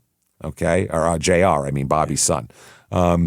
Normally he'd go to his own house, but his father's still at work, so he said, hey, I'll come over and hang out with the cousins, basically. Now, JR describes it. He says, I can remember walking in, and Bill was in there, and so were my other cousins. I remember he took my lunchbox and set it on the table. Which is a weird gesture. He had 3 sets of handcuffs ready, 1 for each of the daughters. He was, this is a plan. Yeah. He brought a set of handcuffs for each daughter. He brought an extra one for Karen. Now there's 4 kids, but he can't use Karen's cuffs on the 4th kid because he needs those for Karen. So that's when he gets some rope instead to tie up JR. This is the variable that he didn't plan on. Didn't plan on the 11-year-old being here. Yeah, a 6th grader throws a fucking wrench in the whole thing for him. JR said he took us into Anne Marie's bedroom and put us on one corner of the bed, put us each on one corner of the bed. I don't remember what he used on me, maybe some rope or something. Okay. Karen's oldest daughter heard him cut the telephone lines to the house. He taped their mouths closed. Imagine if you're these kids. How terrified are you? This is the scariest thing ever. And you can't use your mouth. And this isn't even a stranger. This is a person you know is dangerous because your fucking mother has told you how dangerous he is. He then tells Karen's daughters, quote, I wish I had blown you away like I intended to. And then he says, well, you guys better say goodbye to your mother. And then he left. And took her with him. No, left. Karen's not even there yet. She's still at work. Boy. He just said, hey, better say goodbye to your mother because she ain't going to be around anymore. And then he leaves. Okay. And the kids are left tied up thinking that this man's going to go kill their mother now. Okay. It couldn't be worse. So he leaves the house. Now, Bobby comes home. The police sergeant just gets off his shift, comes home to his ranch. He starts doing work around the property. Normal shit that he would do, water this, pick up that, whatever. He didn't know that Billy Wayne was already handcuffing the children and doing all that at the house. So Billy Wayne catches Bobby out in the open outside. He's just out there doing yard work. So he's got no way to go. Bobby saw what's happening and he dove back toward his car, going for his service weapon in the car. Yeah. Because he sees Billy Wayne coming at him. He manages to get a shot off and wound Billy Wayne in the right hand. Uh-huh. But somehow out of this, Billy Wayne gets, now Billy had his own gun too, he had a 38. Right. So I think he's shooting too. But somehow he gets the service weapon away from Bobby. Okay. And somehow got him away and basically pressed the gun. It's a 357, by the way. It's a lot of weapon. Yeah. Presses the gun against Bobby's neck and fires multiple shots. Good Lord. With a 357, you're basically, it's over. There's no neck anymore. No. The prosecutor later said that he practically decapitated him when he shot him, just with his gun. He's shot in the side of the neck at close range, and in the thigh, and in the right knee, and in the index finger as well. These are all Bobby's wounds. Yeah. He's later found, though, inside his car in the garage. So Billy Wayne put him in the car and moved it into the garage. Jesus Christ. So that's why when the girlfriend came home, she saw a bunch of blood outside, but couldn't find anything. So couldn't find him. Investigators believe that they struggled over the gun when Bobby was shot in the leg. They think that he scrambled back to the car to get his 357 that he carried while off duty and was hit by the fatal shot in his neck at that point. So then he goes back to the kid's house. Yeah. Back to Karen's house. Back to 4 tied up kids. JR recalled that when he came back, he, quote, kept bragging about how he was going to be on America's Most Wanted. So he's not trying to hide anything. Yeah. He's telling them, I'm going to be on America's Most Wanted. Wait till you see what I'm doing. That means he's going to run. You know what I mean? He's about to disappear. I'm not going to get caught is what that means. JR said later on, it's sociopathic is what you call it, narcissistic. Okay. That's Jesus, to put it mildly, narcissistic. He's in the middle of a murder spree and he's like, I'm going to be famous. I'm going to get away with this. I'm going to get away with this, at least for a little while. So he left the children again. He went back just to talk shit to the kids. Literally just to say, I'm going to be on America's Most Wanted. What do y'all think of that? I'm about to get a TV credit, y'all. And then he left. Someone's about to get a job playing me in a reenactment, everybody. So he crosses the street, and it's late afternoon, and that's where Robert, Karen's dad, is home. He was inside his house when Billy Wayne just came through the door. Yeah. Guns blazing, shot him in his own kitchen. Oh, Jesus. Poor Robert. They found him later, like I said, covered in blankets and towels.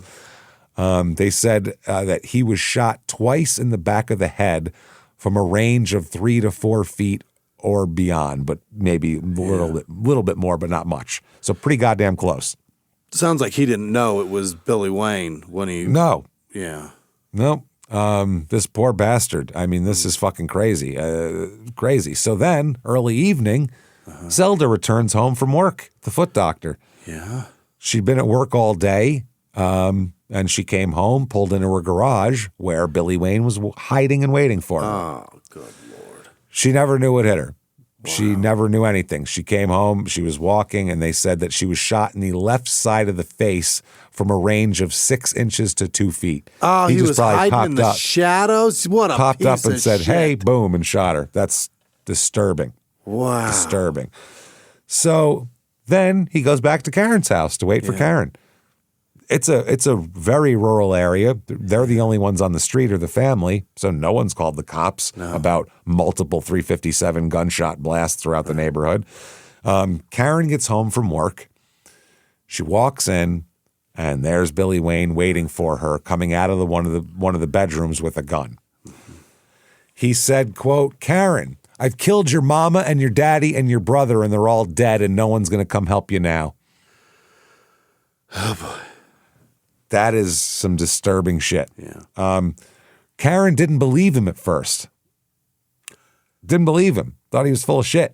I mean, he has lied a lot.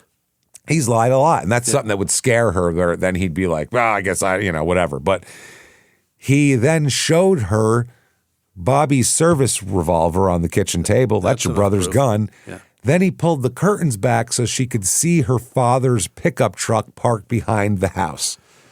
Okay. It's your dad's truck right there. Yeah. Then he showed her $1,000 in cash that he'd taken from Zelda. So I have all your people's shit. Where would I get that? Yeah. If I didn't do that. He told Karen, by the way, and this is the craziest fucking thing ever. He said, "You're lucky I didn't molest your daughters too." That's what he said. You're lucky I didn't molest your daughters. You should be thanking me. I'm just a murderer.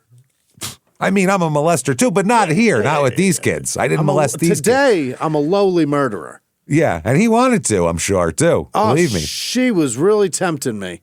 Wow. And then he told her to say goodbye to her children. Okay, so she kissed them goodbye with her hands cuffed. This is around the time, must have been when the girlfriend came home and saw her through the window with hands cuffed. Wow. Then he takes Karen and drives away. I think they're in the dad's pickup truck, if I'm not mistaken. He would later tell Karen, quote, about Bobby, "He put up one hell of a fight. I chased him down the road one way and I chased him back and then I shot him and he was going for the gun in the car and he wouldn't die. So finally I had to blow a hole in that big neck of his." Oh, boy. Yeah. That is crazy. And then she tells her about her mom, too. Yeah. She says, "I really hated to do that to your mom." And then we know this isn't true because she never got in the house. But he said, "But when she found out about your dad, she just went crazy, so I had to." But she never found out about the dad. Yeah. He just snuck up on a senior citizen woman and shot her like a pussy. That's what he did. So then he takes Karen for a ride. She's cuffed and in the car. Oh, it's into her car, into the Mustang. All right. He said he was going to take her away, quote, "for a few weeks to torture her." Oh my God. And then I'll kill you, but you're going to be tortured for weeks first. So he drove. Now, as they drove, Karen is not taking this lightly. She's struggling. She's fighting. She managed to get one hand free from the cuffs somehow. So she grabbed the steering wheel and made the car swerve into a ditch. She's trying to get somebody's attention, is essentially what it is. She then grabbed one of his guns and pointed it at his stomach and pulled the trigger. But it was empty. Didn't fire. Just nothing happened. So they end up fighting over the weapon. Yeah. He grabs it and he pulls it several times and it still doesn't fire. The gun's fucked up somehow. He tried to kill her. He was going to kill her right there. So then he pistol whipped her until she was so bloody she couldn't even see. Just pistol whipped her head. Then at that point, a woman drives past them screaming, "What are you trying to do to that woman?" Yeah. So he drove because this is in the ditch on the side of the road. So someone probably pulled over to try to help them and was like, "What are you doing to that woman?" Yeah. So he drove out of the ditch with her covered in blood in the passenger seat. He shouted at her for getting blood on his clothes. And he said, "For that, I'm going to fucking kill you because you got blood on my fucking clothes." Pissed. Then I don't even know how to explain this. We've had a lot of weird people on our show before. This is Small Town Murder. We've had some of the craziest fucks who've ever existed on this show. Yeah, we really we've never really had this No. particular thing that's going to happen now. He starts simultaneously rubbing her crotch. Yeah. This is while he's driving, mind you. Rubbing her crotch and at the same time telling her, "Because you pressed charges for kidnapping, you've, quote, ruined my reputation." What is that? So I'm going to sexually assault you while I tell you that you've ruined my reputation because, I'm a scumbag and all. You've made everybody think I'm a piece of shit as I clearly am. As I sexually assault you after I murdered your family and handcuffed your kids and said, "You're lucky I didn't molest your daughters." You made me be the worst thing ever. Wow. You made me. You made me. What are you going to do? He said, "I had no choice." He said he then drove to a deserted field. This is in Bosque County, okay? Yeah. Or however you say that. And threatened to rape her in the field. Yeah. "I'm just going to rape you in this field," okay? He told her he said, "I'm going to keep you hostage for about 2 weeks and torture you. And then they're in the field, and it's waiting for it to get dark, basically, so they can drive more, but they don't want to be on the road. He doesn't want to be on the road. He said once it's, while they're waiting, he said, look, I know I'm a dead man. Yeah. I get that. He said, but you're going to have to live with what I did to your family for the rest of your life. I'll be dead, but you'll have to live with this shit.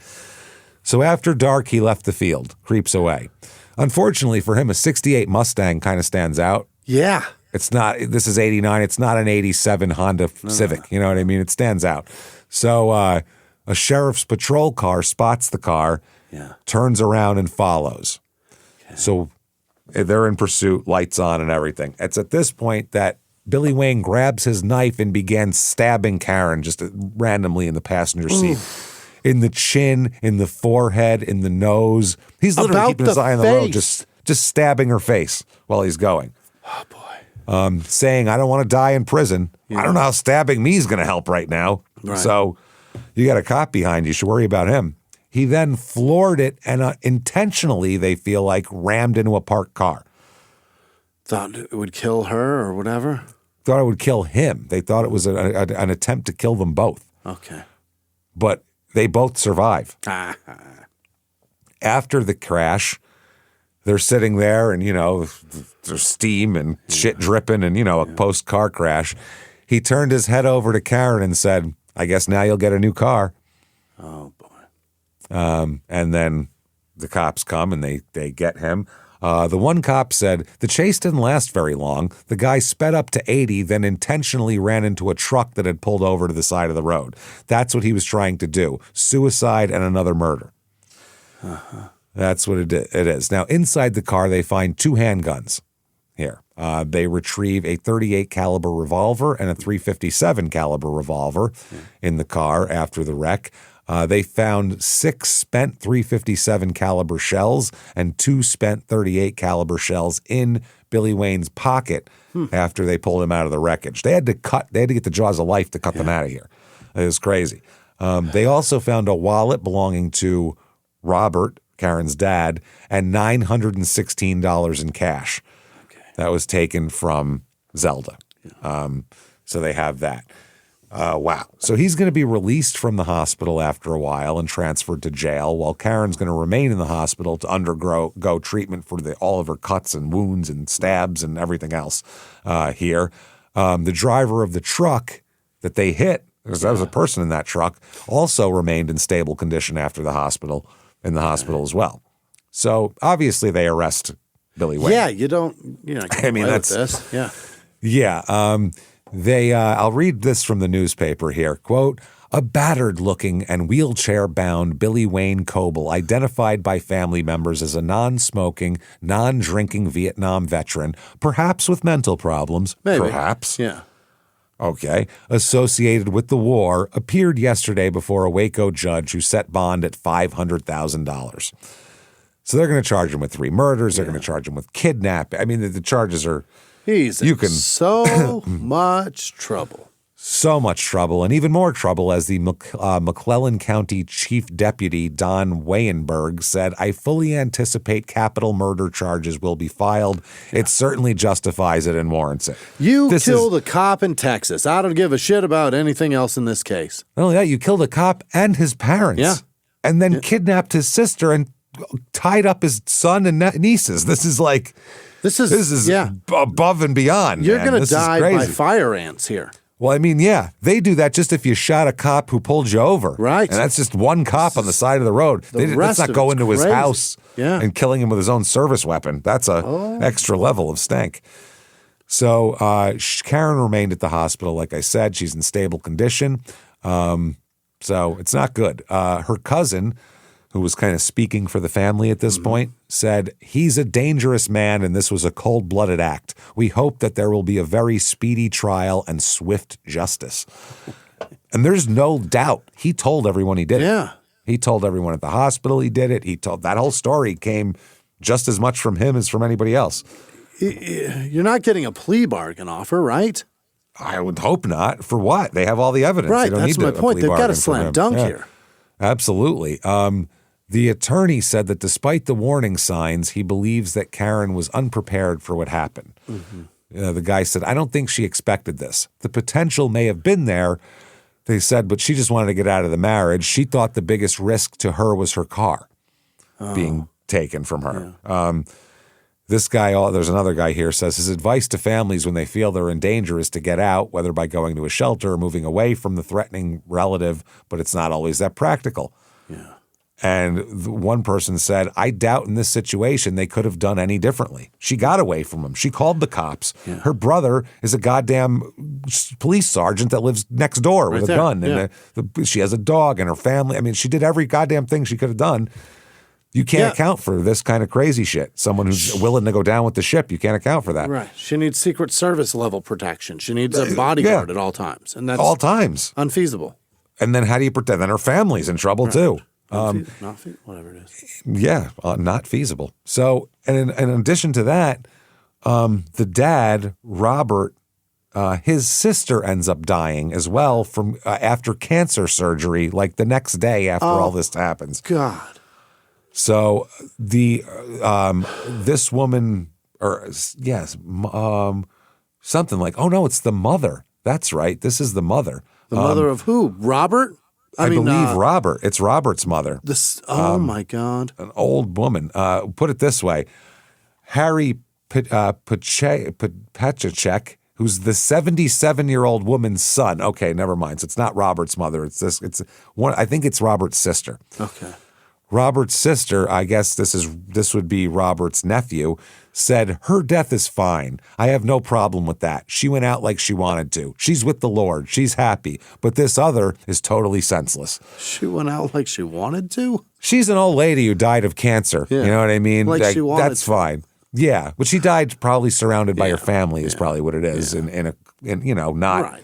It was a peaceful, in her garage with a slug in her 357 in her fucking neck. Yeah. Exactly. Which is horrible. Yeah, that's the dead woman's brother was Robert. Okay. So this would have been Karen's aunt that died here.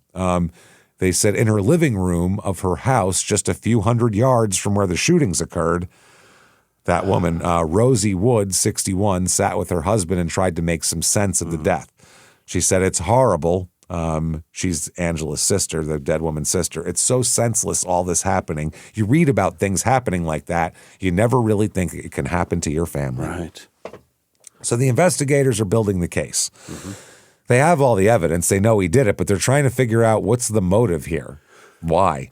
I mean, why did he snap like this? You could chase that all you want, but... Yeah. They said, the prosecutor said, right now there's no motive. There's really no explanation that I know of. There are a lot of people involved as far as witnesses are concerned. It's just a slow process of putting it all together. Right. And they were trying to build the motive you don't need. That's not one of the necessary elements you need to prove is motive in court. You don't have to have any motive, but it helps when you're telling the story. It's nice to, right. No, the jury's like a narrative. Yeah.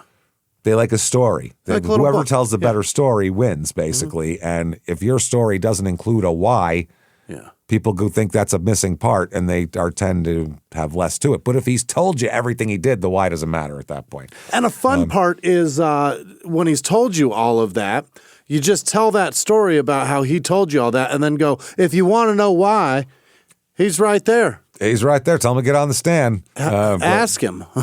Yep. So... But yeah, it's more in a case where the person is denying the murder. Yeah. It's a much bigger deal to have a motive, obviously, because you're trying to tell the story. But anyway, they said his long history of violence against women that never really resulted in any criminal charges except 9 days earlier when he kidnapped his wife there. But yeah, the whole investigation, it comes out, the abuse of Pam, the abuse of Candy, the molestations, raping his cousin, the $5 bill incident with his niece. And this is all going to come out in court, too. Former wives, former neighbors. None of these people have spoken publicly or to law enforcement or anything. This is all coming out new here. So the prosecution, basically, their case is he did it. What he did this day, but this is 20 years he's been doing this for. Right. This is just the culmination. This is his peak moment here. Karen said, all of my life, we've been mother and daddy and brother and sister. This has been our family all my life. Now they're all gone, and I got left behind, and I am not the strong one. Bobby was always the strong one. She said, up until a month ago, we still slept with every light on in the house, and I would get up 3 or 4 times in the night to make sure the doors were locked. Until recently, we would still check all the closets when we come home. That's how scared they were of Billy. Wow. They were scared of him. Terrified. Yeah. And that's a quote from much later. Right. So she's like, it's been so long. Now, the thing that they're trying to push with the defense and the real question here is he crazy? He's certainly erratic and not... Yeah, he's got PTSD. Yeah. He's got bipolar, but that doesn't meet the legal requirement for doesn't know the meaningfulness of his actions. Yeah. Doesn't know consequences type of thing. He said, Adam Walsh's dad is about to roast me, so... Yeah. Yeah. Oh, and he also said, I know I'm going to go, I know I'm a dead man. I mean, he's given pretty aware of what he was doing. He's aware, yeah. Yeah. So his best friend, James Steele, later told a journalist that interviews him, a journalist named Susanna Reid, who's a British journalist. She'll do an interview later. That's why I'll give her name now. She said that something bad had to happen for him to do what he did because Billy Wayne wasn't that type of person. Okay. Others disagreed here because they said it had to be war. He was talking about the war. Something had to have happened to him in Vietnam. Yeah. One of his other friends said there are thousands of people who shot people in war and don't do stuff like this. I don't buy that as an excuse. I think it's just a legal tactic. Excellent. I think it's a little of both probably, but you can't kill people. No matter how fucked up you are, you can't kill anybody else. Kill yourself, I guess, but not everybody else. No matter what you do, when you go to court, you've got to mount a legal defense, and one of them is creating a strategy. And they have no way to say he's innocent. None. But the kids he tied everybody up. There's a million witnesses. He admitted it. There's fingerprints, the forensics. He's dead to rights. So his only case is he's crazy. Don't kill him. Spare him the death penalty because they're going for the death penalty. Fair, yeah. The prosecution here, this is Ralph Strother, the DA, he said, quote, there has to be an explanation for what he did. It wasn't just a situation where someone snaps and does something out of character. I mean, this wasn't like a heat of passion crime. He planned it. He had gone shopping, bought supplies. He built a silencer for his gun. This was premeditated. He had a silencer. He had handcuffs. He had duct tape or electrical tape. He had all these different things. The right amount of handcuffs. Yeah. He went out, and these weren't just in his garage. No. Oh, look, I got 4. I'm lucky. He said, I need 4, 1 for each girl and 1 for Karen. He also talks about Billy's wives here. In court, they talk about the common thread among these women were that, that is, quote, they had the misfortune of ever falling for his superficial charm. Yeah. On the surface, On the surface, he radiated a lovable, nice, outgoing personality, but inside he was hollow, and on the inside was the viciousness. Every one of them, after they were with him for a while, realized the external glitter concealed a vicious interior. He also said that, if we can get this going and you guys, all the jury, can give him the death penalty, he said, quote, if this thing comes out the way we all want it to, you can call them 3 the 3 Merry Widows. Oh, boy. Which is The Merry Widow is an old opera. So there's that. They also said he's vile and that he's, they say he's full of scorpions. That's what they said. Oh. Body full of scorpions. Full of scorpions, yeah. It's a weird thing to say in a court of law. The defense attorneys here, they said that they're going to pull an insanity defense. He's a Vietnam combat veteran, and the experiences and the breakup of his marriage contributed to his unstable mental condition and prevented him from knowing right from wrong. Wow. But in the middle of it, he said, I know I'm a dead man and I'm going to be on America's Most Wanted. Yeah. So sounds like he knew right from wrong while it was happening. The prosecution presents the physical evidence. They have a confession. Mm-hmm. They have medical testimony, witness testimony from JR, from the girls, from the former wives and molested women. They bring in the girls he molested back in the day to testify against him. Oh, boy. Karen, psychiatric profiles assembled during his history. They have a lot on this guy. Yeah. So Karen testifies, and she says, he said if he couldn't have me, nobody could have me. He said the divorce was all my fault, and I could not treat him that way. She said that Pam had called her and Candy while she was married to Billy Wayne to ask if she had treated them the same way. Pam and Karen have remained friends, mostly because Karen is close to Gordon, the son, who goes to school with two of Karen's daughters. This poor kid. Yeah. I feel horrible for Gordon, too. He didn't do anything. He's got to see everybody every day now, too. Yeah. And they everyone in school knows your dad killed these kids' family. That's horrible. They said Karen's girls have been a real supportive to GW. That's Gordon. All of her family has, and Karen's been a great support to him. So Karen's such a nice lady. She's still nice to the son. Even it's not like she knew him since they were 4. They have only been together a year and a half. Right. I mean, so that's really nice of her. So Karen said on the afternoon she got home from work and he popped out with a gun. And he said, quote, "I need to tell you that I've killed your mother and your father and your brother." Then she describes how she showed him the proof, and here's your dad's pickup truck, and here's the service revolver. Yeah. And she said then he told her to say goodbye to the restrained children because she would never see them again. That's what he told her. You're never going to see them again, so go say goodbye to your kids. And she said, "I didn't want to leave them, but realized the only way that they would be safe would be if I got him away from the house and away from the kids," which is 100% true. Yeah. If she causes a scene, it could be a bloodbath for everybody. That whole trailer is just soaked. Yeah. So her going, "Okay, yeah, no problem. Let's get out of here." Yeah. That's a great way to protect your kids, honestly. Yeah. I mean, it sounds crazy to leave them handcuffed, but it's better than them being murdered. I think Certainly. She was brave to do that. Yeah. To keep a brave face and go, "Okay, no problem." That's being a mom, that's brave shit. She told the jurors how he described to her how he killed her brother after ambushing him. Then she paused, stared straight at Billy Wayne and said, "I hate you for making me go through all this again with my kids." Again, yeah. In her testimony, she said that. So the judge immediately called for a recess. His attorneys asked for a mistrial. Oh. Because this is a big deal. But the judge denied the mistrial and said, it's obvious that she would be upset about this. Yeah. It's fine. There is a trial delay, though, not because of that.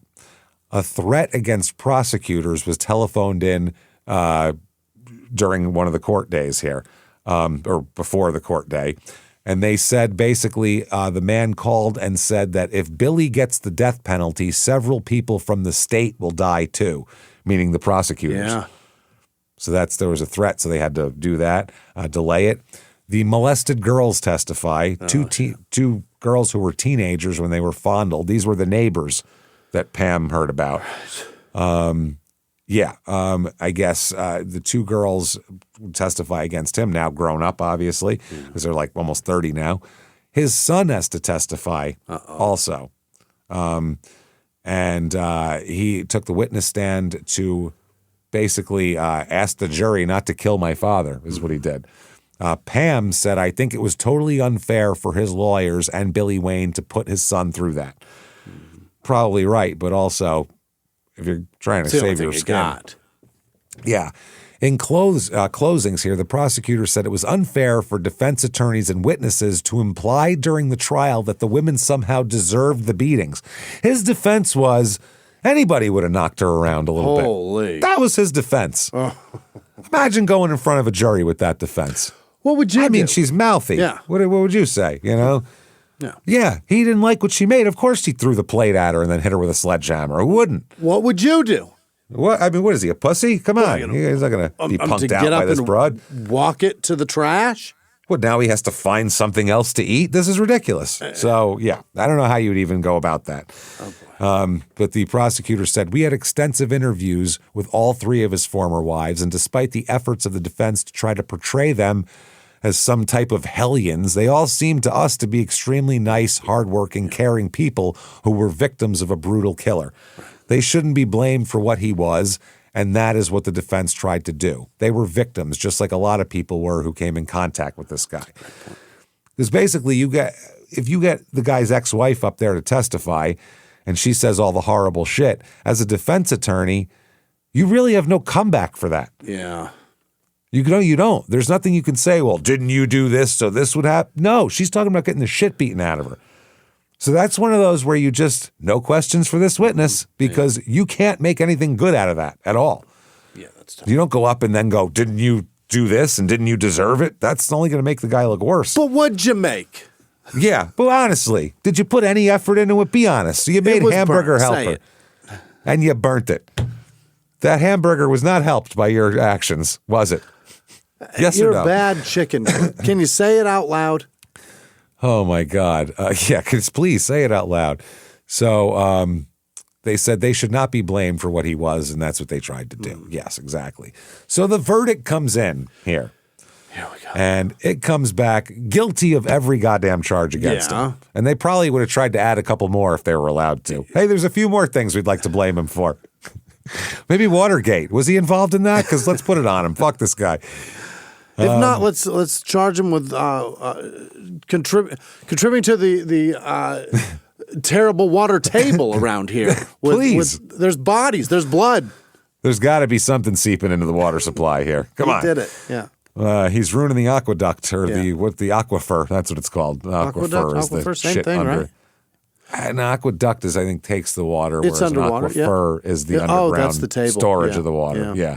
I think. I'm not a scientist, obviously. The duct hey, moves everybody. Water. I do know that. We're not scientists. In case you're confused about the fact whether Jimmy and I were scientists, we're not. Aquifer is also an ointment. Oh, is it? Oh, that's right. It is. Yeah, it's that. Yeah, it's good on rashes and shit.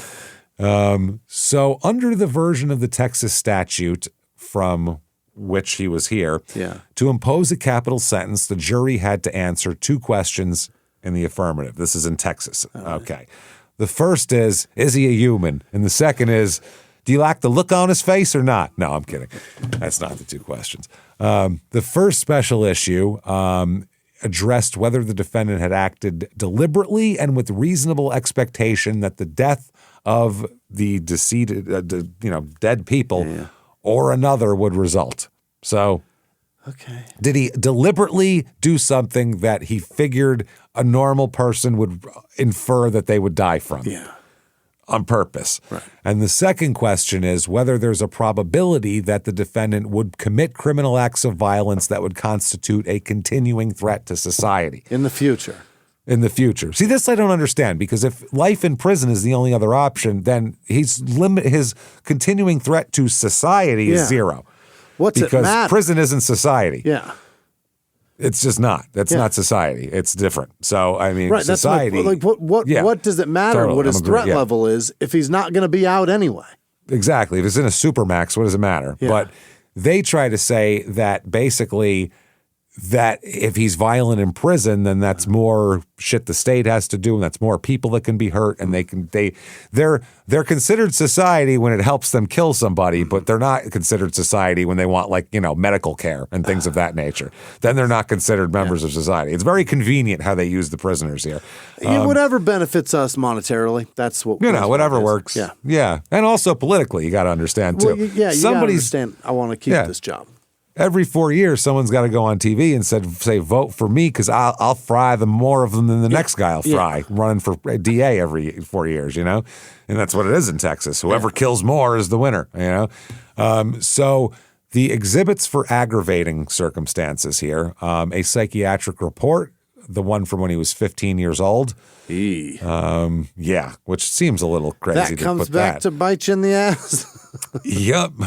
In the report, he admitted to several illegal actions, and that's included. Things he did when he was like 13 years old in a group home is now evidence in his murder trial. When that's supposed to be, quote unquote, expunged or at least forgotten when you're 18. I would think so. And it wasn't a court ordered thing, so I would think it would be pretty. Yeah. I guess if it wasn't a private psychiatric consultation, then it's not private. I suppose it can be subpoenaed. Yeah. I mean, at that point, whatever. What's it matter what he did back then? Because he's done way worse since. Hey, let's go post-Vietnam. Yeah. With the beatings and the molestations and everything. I think that's good enough, right? I think we got a pretty good idea who this guy is. think I got a hint. I think we know this man. There's also a Veterans Administration report of a medical examination of Billy Wayne by a neuropsychiatrist performed in 1970. A Veterans Administration rating decision relating to him dated February 20th, 1970, and a clinical narrative relating to him dated November 22nd, 1967. So that's like the documented stuff. Then they bring in Pam, they bring in Candy, they bring in molested girls, they bring in everybody who he's ever wronged to say what a monster he is, and now he has no remorse whatsoever. The defense, their mitigating circumstances are Vietnam service. He did join the Marines and volunteer and go to Vietnam. He has PTSD and bipolar disorder, and he has these, problems from fighting for his country. They have that. He had a troubled childhood. He spent his entire childhood in a state home. It's don't kill this guy, basically. He's had a shitty enough life is what their thing is. He didn't have much of a chance. No. Then they bring in Dr. Stephen Mark. Now, keep in mind, he's testifying for the defense here, okay? Defense. All right. This guy's a psychiatrist who said he examined Billy Wayne on more than one occasion and found that he was a violent and suicidal person due to the depression caused by his PTSD and bipolar disorder. All right. He stated that his psychiatric disorders and his unique history of separation from his mother and previous wives caused a total loss of control. Huh. He also testifies that he suffered from 2 psychiatric disorders, PTSD and bipolar, and stated that he's prone to become, quote, potentially explosive and potentially aggressive and assaultive, and also suggested bipolar disorder might be by heredity, which is all fine and dandy, but you're saying things that are reasons to not keep him around, basically. Hey, he could explode at any time. Spare his life. Yeah, but they've got to say that stuff to try to win favor. Yeah, well, it gets worse, too, this guy. He also indicated that the illnesses made him more susceptible to severe mood swings, which resulted in days like the day of the murders when he loses control completely. Yeah. He did indicate that he would be less likely to be violent if he took medication. Okay. He admitted that timely hospitalization and treatment with mood-stabilizing drugs could have prevented the murders and that his psychiatric disorders could easily be controlled. They pointed to evidence presented by the state that implicated that apparently later on, the attorneys and this expert disagreed over what the expert and what he was going to testify to. Apparently, he's saying some shit on the stand that they didn't ask him to say, want him to say, or hire him to say. He's just saying it. According to the attorneys, they believed that this doctor would testify that he would not be a future danger, not that he's super fucking dangerous. That's why they hired him. All right. He testified that he'd be less likely to commit them, but he said that recently developed antidepressants, this is 1990, would help block the symptoms from coming out. He testified that the medical treatment would probably control his mental illness and that there would be less likelihood of any criminal acts if he was adequately treated for both of his disorders. Mm-hmm. So there's that.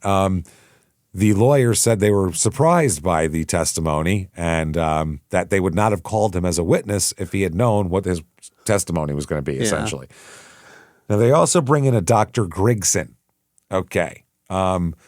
This is interesting. He testifies that Billy Wayne was suffering from severe depression at the time of the murders and that it was very improbable that he would ever commit this type of offense again. It was just, he had a bad run of it. Again. Go lenient on a man who's murdered the police chief. It's a police sergeant. Yeah. And his parents. Kidnapped the guy's sister. Tied up Mike. Tied his son up. The son and three girls. 3 girls, too. Disgusting. Be lenient. He said that Billy Wayne was more horrified by the pictures of the victims than anyone, and that Billy Wayne had feelings of remorse and guilt.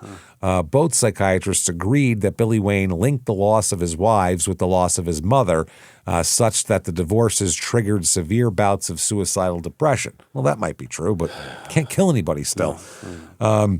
He also termed that this Dr. Grigson tries to talk about the 1964 psychiatric report where he is classified as having a sociopathic personality disturbance of a dissocial type. Okay. This Dr. Grigson says the term sociopath did not mean the same thing in 1964 as it does in 1990.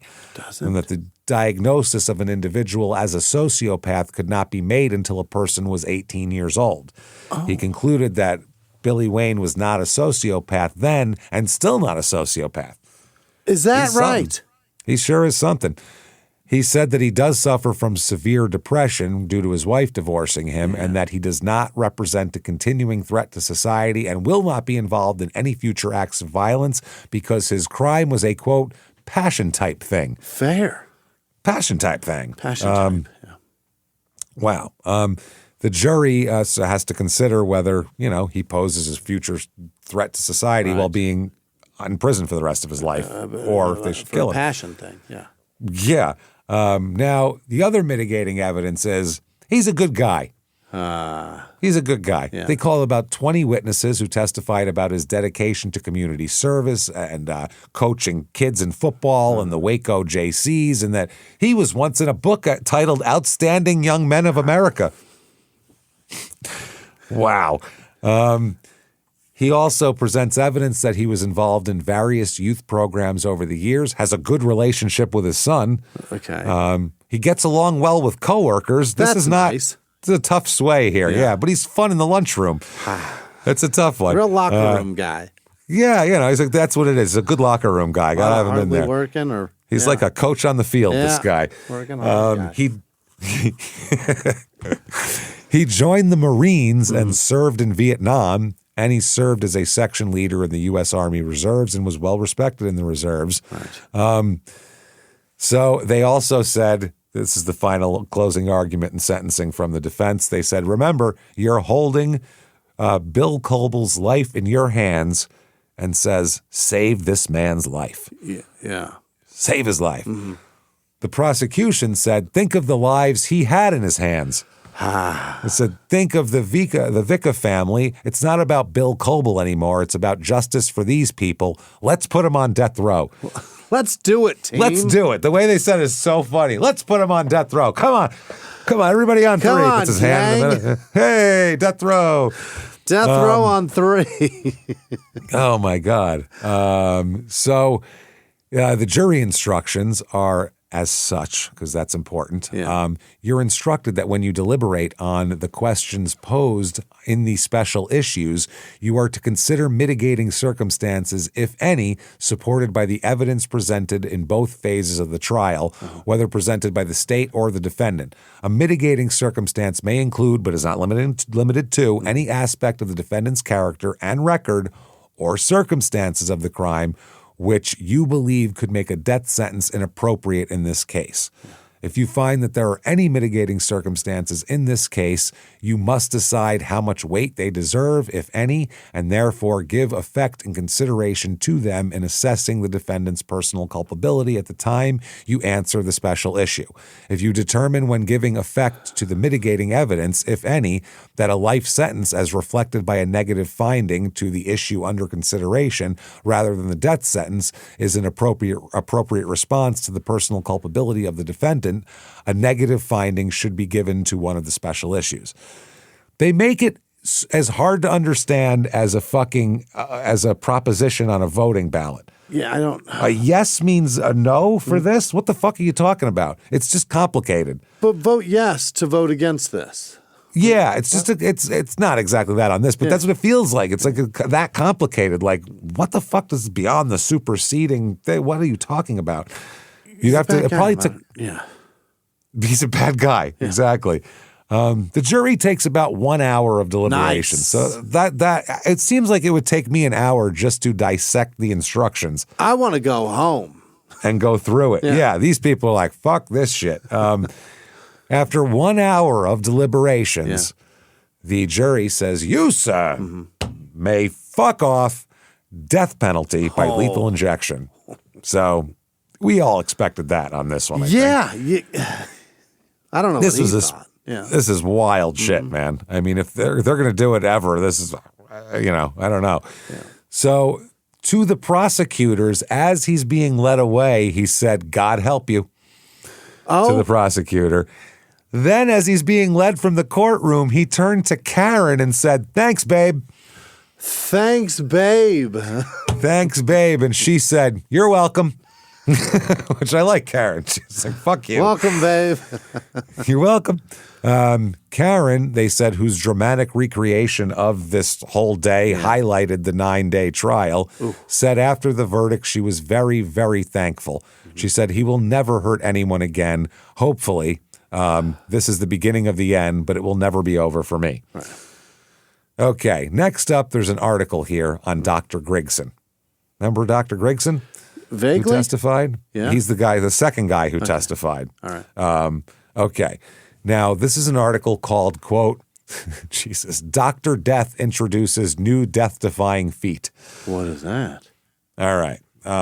Quote, "It was like Babe Ruth laying down a sacrifice bunt. Jesse Helms posing for a Mapplethorpe photo. Ronald Reagan recalling everything in detail." You got to remember, this is the 80s, right, where people still remembered that Reagan was completely fucking senile and didn't know where he was for most of his presidency. And now people just call that Reagan. No, he didn't know where he was most of the time. What a guy. He had a half-decent economy for like a year and a half. Yeah. And then had a huge crash and didn't know where he was for the rest of the fucking time. And fucking sold, never mind, oversaw terrible things. Couldn't but anyway. spell economy after that. Recalling everything in detail. I was thinking more of Iran-Contra and all that shit, which was terrible. Anyway, they said it was Dr. Death in a Waco courtroom testifying for life. Dr. Death goes professionally as Dr. Grigson of Dallas. He's a psychiatrist for hire who's famous for convincing juries to condemn people to death. He's the guy who usually goes for the prosecution. Yeah. He's switched. Grigson has appeared in 124 cases on behalf of prosecutors seeking a death penalty. That's a lot. Yeah. Wow. Generally, he proves persuasive. But last week, stopped the presses, Grigson climbed into the witness stand in McClellan County District Court to tell a jury that it should spare the life of a triple murderer. So they go on. Before he was captured, he tied up his way. Okay. If that crime wasn't sufficient indictment, the jury heard from Coble's 2 former ex-wives who said he beat them. The trial also revealed that Coble, a Vietnam veteran said to be suffering from PTSD, once assaulted a coworker with a hammer. We also got that one. A coworker. You're not even married to this fucking person. In the punishment phase of the trial, courthouse regulars rubbed their eyes as Grigson testified for Coble. Grigson, whose minstrel song normally wows juries about the threat the defendant poses to a society. Right. His minstrel song, oh my God. Grigson said Coble posed no future threat to society because he's different as night and day from other capital murder defendants he's examined. He said, "Billy is not like the others. He has great remorse. He hangs his head. His guilt is overwhelming, and he won't look people in the eye." Because he's lying about being guilty. Right. That's why he won't look him in the eye. Generally, if you're lying, it's hard to look at people. And he also said that Coble would be a model prisoner. Would Just perfect. Model. They said, though no one was called to challenge Grigson's credibility, the prosecution could have found one by getting Randall Dale Adams on the phone. In spite of Grigson's best efforts, Adams is still around to testify. Adams was sentenced to die for a crime he did not commit. The murder of Dallas police officer in 1976. That's the Thin Blue Line case. That's where he's from. God. The Earl Morris documentary, which if you haven't seen it, it's like the beginning of that kind of documentary of like a well-done, artistic, not just interviewing static people, recreations done in an artistic way, telling a story of wrong shit. It's the original. It streams all the time on it's streaming somewhere. Thin Blue Line. Anyway. Many people have seen the movie since then. What most people don't realize is that Morris at first intended the documentary to be about Dr. Death. In Morris's interviews about Grigson, he came across Adams. He became to believe that Adams was innocent. So he didn't even start out making this documentary about that case. Adams tells in the movie how Grigson performed only the most cursory of examinations before coming to the conclusion that he would share with the jury that Adams was a sociopath that would murder again. The jury believed Grigson and condemned Adams to death. In March 1989, a state appeals court overturned the conviction. Ironically, the man who testified against Adams and finally admitted to the murder, David Harris, now awaits execution for a different murder. Mm-hmm. So they blew that 5 different fucking ways. Filmmaker Morris believes that the Adams case was a classic example of citizens caught up in a puzzle, wanting to find someone to blame, wanting to find someone to believe, even to the point of hiring someone to believe. They just wanted that to be solved. They didn't want to believe there was someone shooting their cops on the street. That's it. In trial after trial in this country, the psychiatrists and experts are assembled, each to prove an assigned point.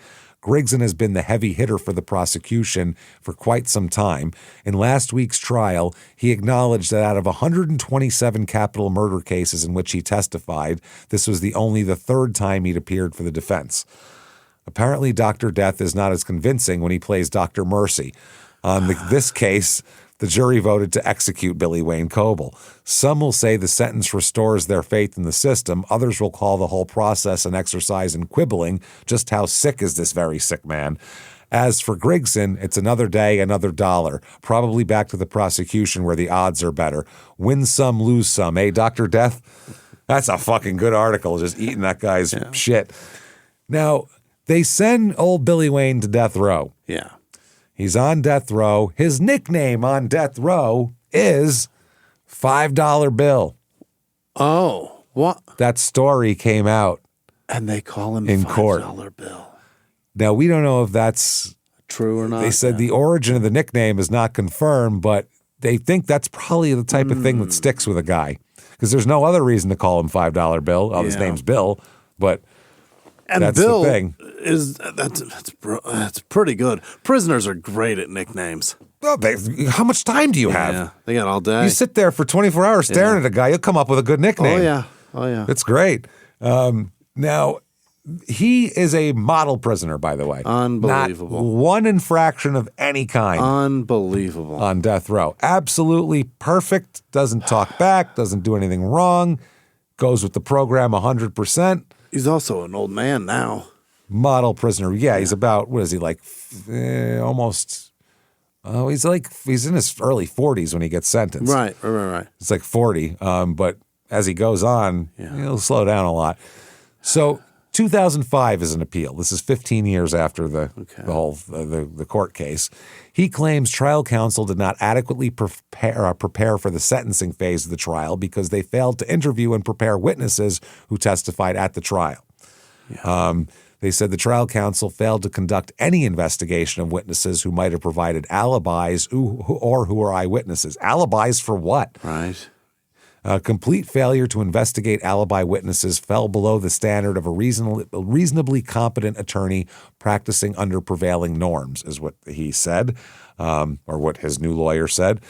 Coble concedes the trial counsel's professional investigator interviewed all the witnesses prior to their testimony. Furthermore, assuming counsel failed to fully prepare these witnesses, Coble only argues that these witnesses would have been more effective if they'd been better prepared. Oh, boy. Which does not come close to suggesting that, quote, but for counsel's error, the result of the proceeding would have been different, which is the standard for ineffective assistance. Mm-hmm. Coble also alleges that the trial counsel failed to call favorable witnesses to testify. Mm-hmm. And the appeals court said complaints of uncalled witnesses are not favored because the presentation of testimonial evidence is a matter of trial strategy because of allegations of what witnesses would have testified is largely speculative. Yeah, you don't know what they would have said. Yeah. You can't, after a football game, you can't say, well, if we would have passed on 3rd and 4, we would have won the game. We'd have won state, no doubt in my mind. You know it. Billy Wayne has not established what information these witnesses would have provided. Based on what can be gleaned from his briefs, these witnesses would only have presented testimony already provided by other witnesses, that he's a decent guy. Yeah. He also says his attorney didn't come see him enough. Oh, I missed that guy. I missed him. I'm so lonely. They only conducted 2 interviews at him while he was awaiting trial in jail. He said there's no support for this assertion in the record. A deputy of the sheriff's office who worked in the jail was responsible for keeping records, said that attorney visitations are not recorded in the same manner as lay visitations. They said attorneys were simply required to sign a card that was subsequently destroyed at the end of the week. It's that. So they don't know how many times they've been there. The trial counsel, Hoagie Carrolls, said that it was not unusual for him to see a client in jail without signing in, and that jail visitation records indicated no visits to Coble would be inaccurate. So, yeah, he said that he came whenever it was necessary to have a meeting. He also points out Dr. Marks's affidavit in the state habeas hearing here that asserts that he discussed the case on at least 6 occasions here. Dr. Mark remarked that the attorney should not have been surprised by his testimony that Coble might be a future danger. Because they're saying this guy that was testifying for me got up and said bad things. Right. He argues that the presentation of this unfavorable evidence, expert testimony, negates the effectiveness of the defense. And the state concluded that at most there was a miscommunication concerning the content of his testimony or a miscomprehension of the substance of his testimony as it pertained to future dangerousness and mitigation. So they basically have 2 conflicting stories, and the court believed the lawyer that they expected Dr. Mark to testify favorably for their client, and not that they submitted the expert despite being aware of the damaging nature of the testimony. Therefore, they concluded that the counsel's performance was not ineffective because this guy tricked him, essentially. Okay. He went up and testified, and the counsel said, if I knew that's what he was going to say, I wouldn't have fucking put him up there. He just said that shit. So they're like, that's not the counsel's fault that this guy goes rogue. So it's affirmed. Good. 2007, another appeal, Fifth Circuit. The court found that the jury instructions in the original 1990 trial, see that why I give jury instructions at that point?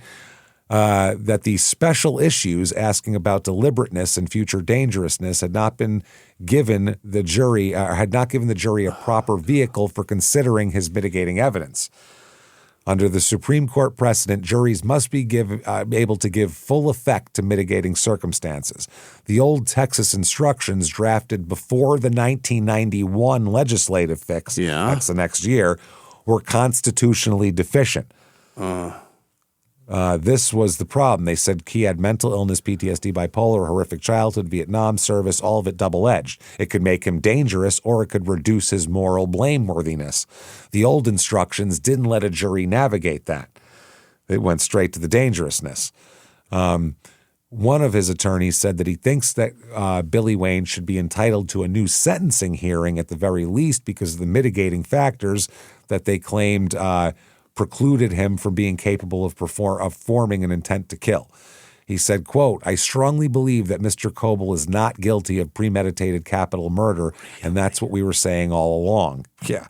He was not in his right mind when this happened. He was suffering from a variety of mental illnesses, most notably post-traumatic stress disorder from his time in Vietnam, and that he was not capable of formulating in his mind the specific intent for capital murder. But he had no moments of clarity over the 10 hours this went on.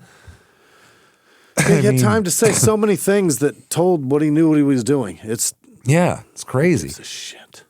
The Fifth Circuit Court of Appeals in New Orleans issues its ruling, and they agree with the defense. Oh, my God. The death sentence is vacated, not the conviction. Okay. The sentence is vacated. So they're going to have to go back. The former prosecutor, Ralph Strother, who was a sitting judge by then, said he called it an appalling, shocking, stunning, and sickening decision. He said to overturn it. He said it was just clear that they didn't want to impose the death penalty in this case and accused the court of engaging in, quote, fanciful might-have-beens. Wow. Oh. He said, here you have this vermin who snuffed out 3 innocent lives like they were nothing more than a candle, and now he may get to live the rest of his natural life. They're not sending him to Barbados. He's still in a Texas maximum security prison. It's not fun, but okay, I get what you're saying. He's just mad about someone going back.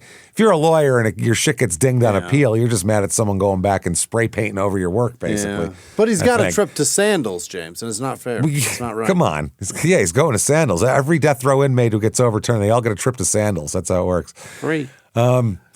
Ted, who is Robert Vicka's brother, said, when someone brags about killing 3 people, how in the world can anybody take pity on him? It's not a matter of pity. That's the thing. It's a matter of legality. They said, this don't make sense one cotton picking bit. That's what I'm, one cotton picking bit. This makes no sense. It gets better, by the way. His Texasisms get even better. This don't make sense one cotton picking bit. I don't understand. We've been waiting 18 years and it's costing taxpayers all this for nothing when he should have been buzzard bait a long time ago. Buzzard bait.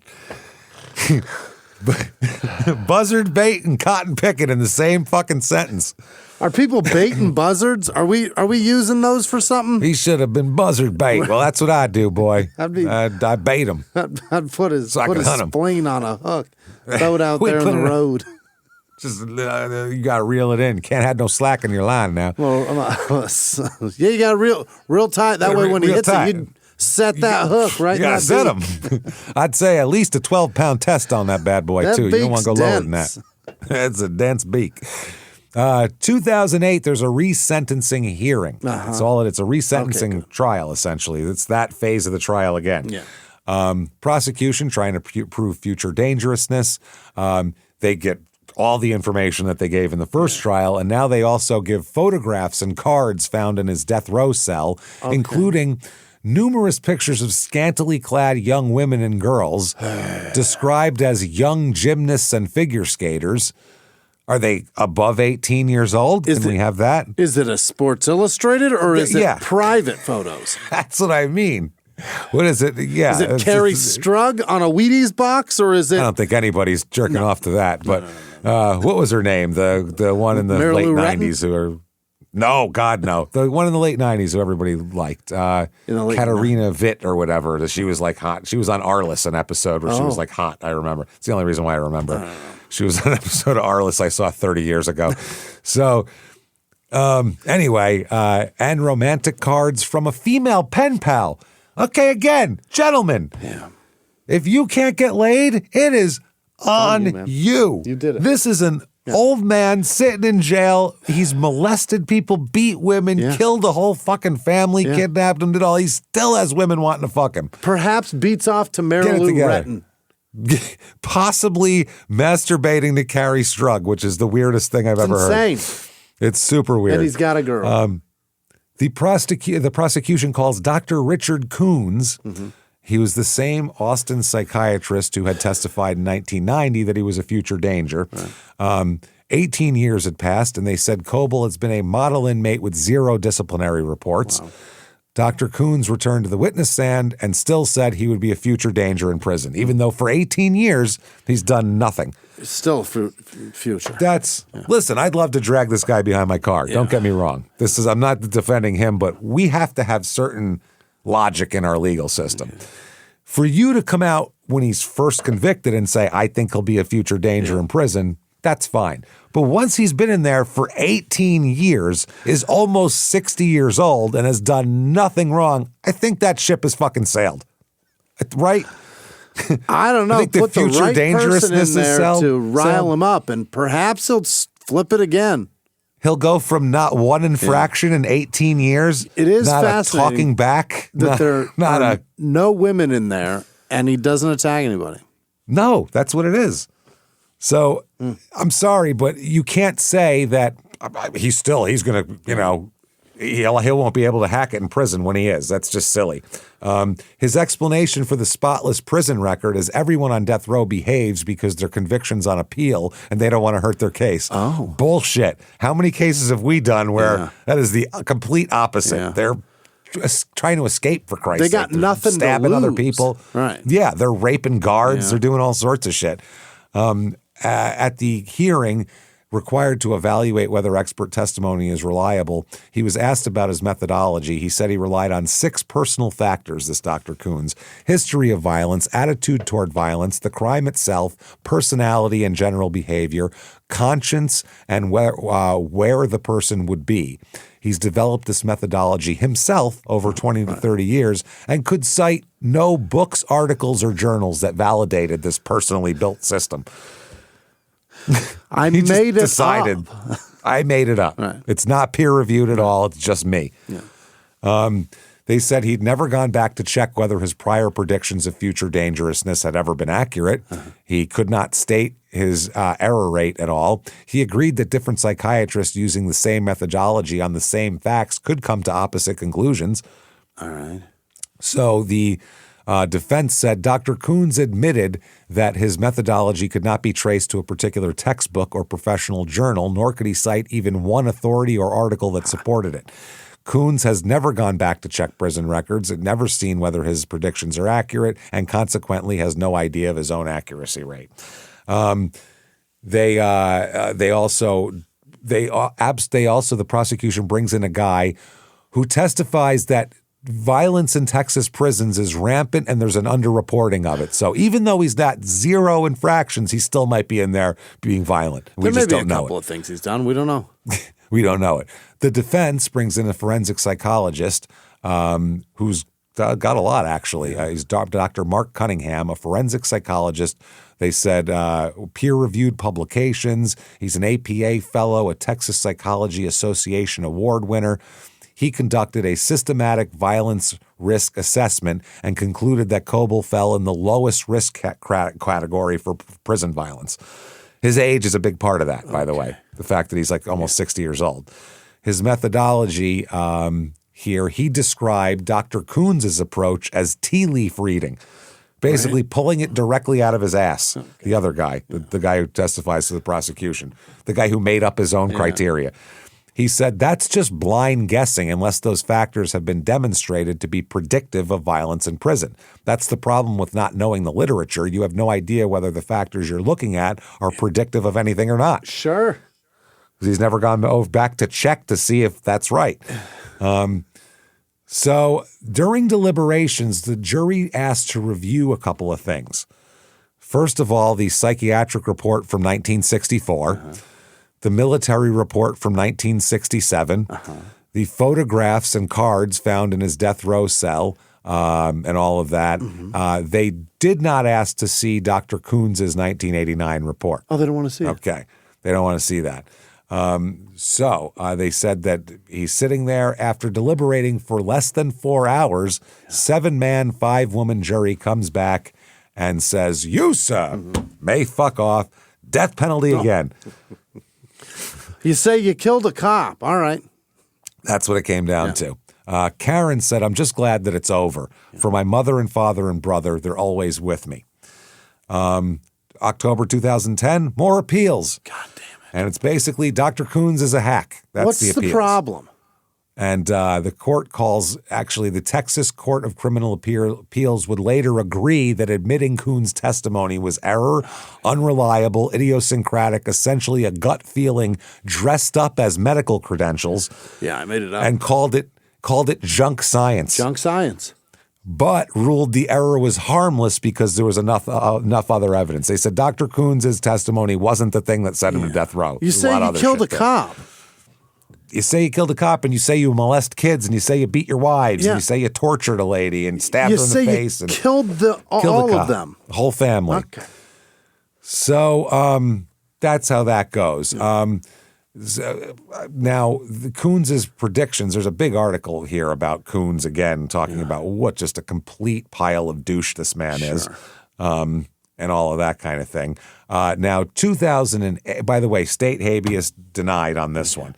They acknowledged that Dr. Coons' testimony was a pile of shit, but it said it didn't matter, essentially. Said you can be fucked over as long as they have other evidence. 2018, 21 claims, including the junk science issued, all denied by the district court and affirmed by the Fifth Circuit. So, Supreme Court, they file a clemency petition noting that the client was now 70 years old, in poor health, with a blemish-free prison record for 30 years.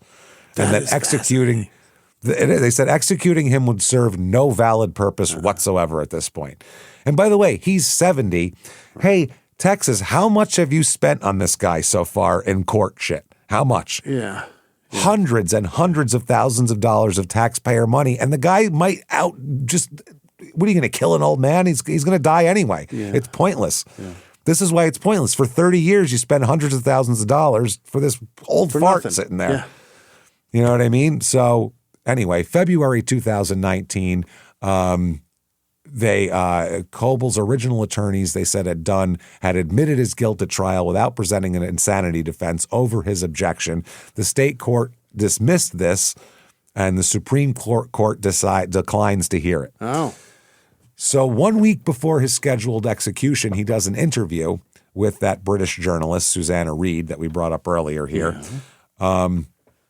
This is so they said they called him calm and philosophical and detached throughout, showing no genuine remorse, and repeatedly framing the killings as something that, quote, happened, or just like resulted from circumstances. Yeah. He accepted factual guilt, but, just does some flippant shit. Here's some excerpts from it here. When asked about the counts, if he counts the days and months and years, he said about 29 years. That was what he said. Yeah. And then he said, well, death is death. A person said one time and said that's a horrible way of dying, and said that's a horrible way of dying as if what is a good way. Okay. Can you tell me what a good way to die is? The longer you've lived, the easier it is to accept death. He talked about his childhood and said he missed out on love since his mother wasn't around ever. Mm-hmm. They said, do you regret what you did that day? Do you understand and feel the horror of what happened? He said, was you there? I just said, well, you're here, asshole, so something must have happened. I'm not here. You're here. You're on that side of the glass, so obviously I wasn't there. Also, was you there? Yeah, I'm alive, so I probably wasn't there. Ain't there. Yeah, everybody else is dead unless they were a kid or your ex-wife. He said, you say something if you wasn't there. What happened? You say, I did. How can you say something if he wasn't there? Oh, boy. I don't know what that even means. Yeah.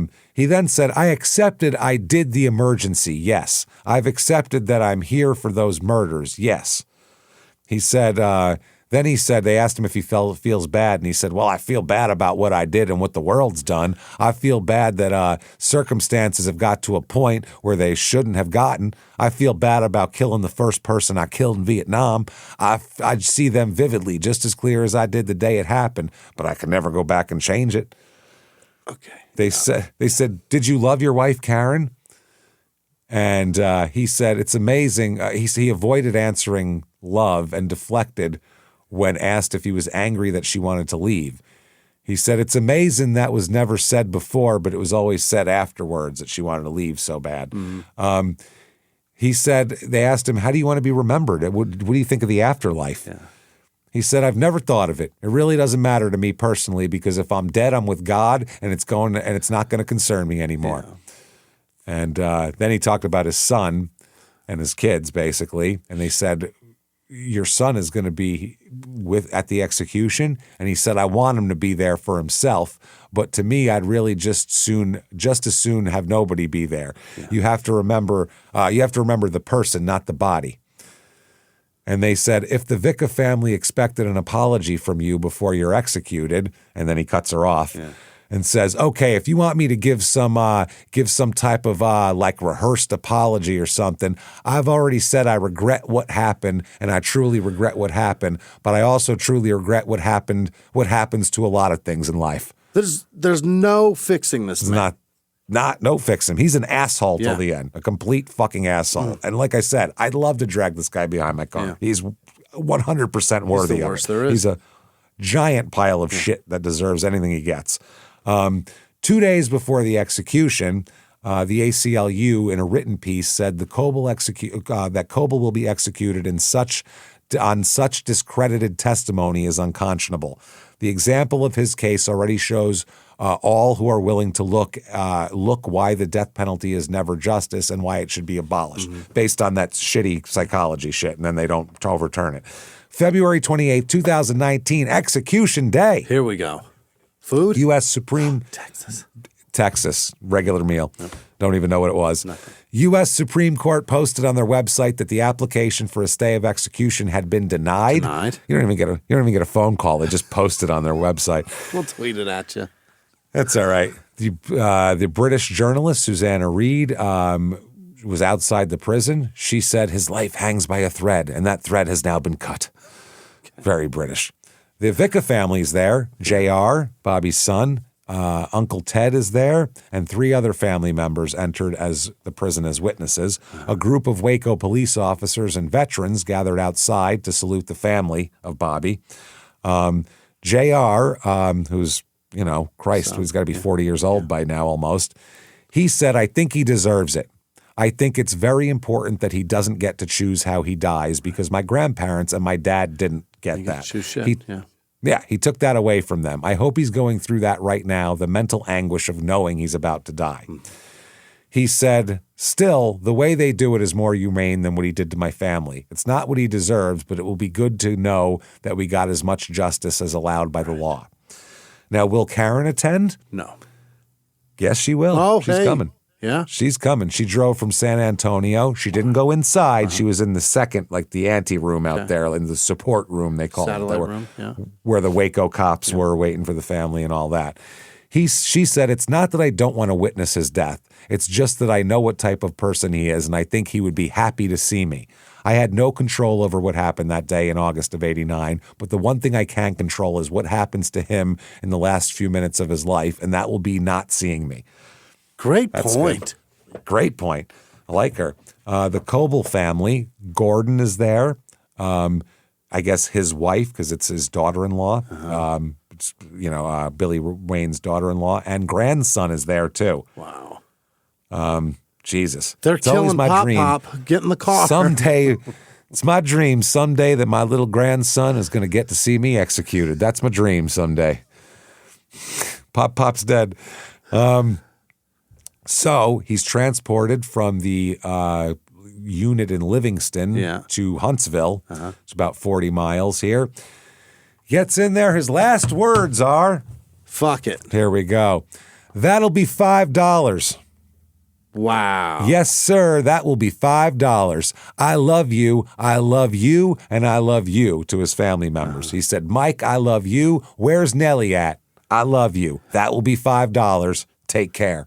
That'll be $5. That's what he said. Whatever that means. It's his catchphrase now. So as they inject him and as he closes his eyes, Gordon freaks out. Oh. We've never had this before. Gordon flips his shit and starts banging on the glass, screaming, no, this is bullshit. Okay? His daughter-in-law is also involved, and his grandson, Gordon's kid. They all get up. They begin. There's fists and kicking. A riot. Reporters are getting kicked. Yeah. A fucking riot. They're just freaking out in there, going crazy. A reporter who was in the room, Jasmine Caldwell, got kicked and punched. Wow. Officers removed all 3 from the witness room, meaning the son, the grandson, and the daughter-in-law, and they were taken to Walker County Jail and charged with resisting arrest. Yeah. Billy Wayne was pronounced dead at 6:24. He was the oldest person executed by the state of Texas since 1982. Oh. And so there's that. Now, the outburst that happened, the guards rushed in, removed Gordon and his son Dalton. They were both arrested on misdemeanor resisting and disorderly conduct charges. Of course. Gordon said, Dalton, perfect. Like, that's Patrick Swayze in Roadhouse. Yeah. Roadhouse. Dalton, that's perfect. Gordon said he did not attack the glass or anyone before he was pulled out of the room. He said, I was collapsing backward into my son's arms, basically. I didn't know he was going to catch me, but he did. We were headed to the floor and got attacked. Okay. He said they beat the living shit out of us. Good.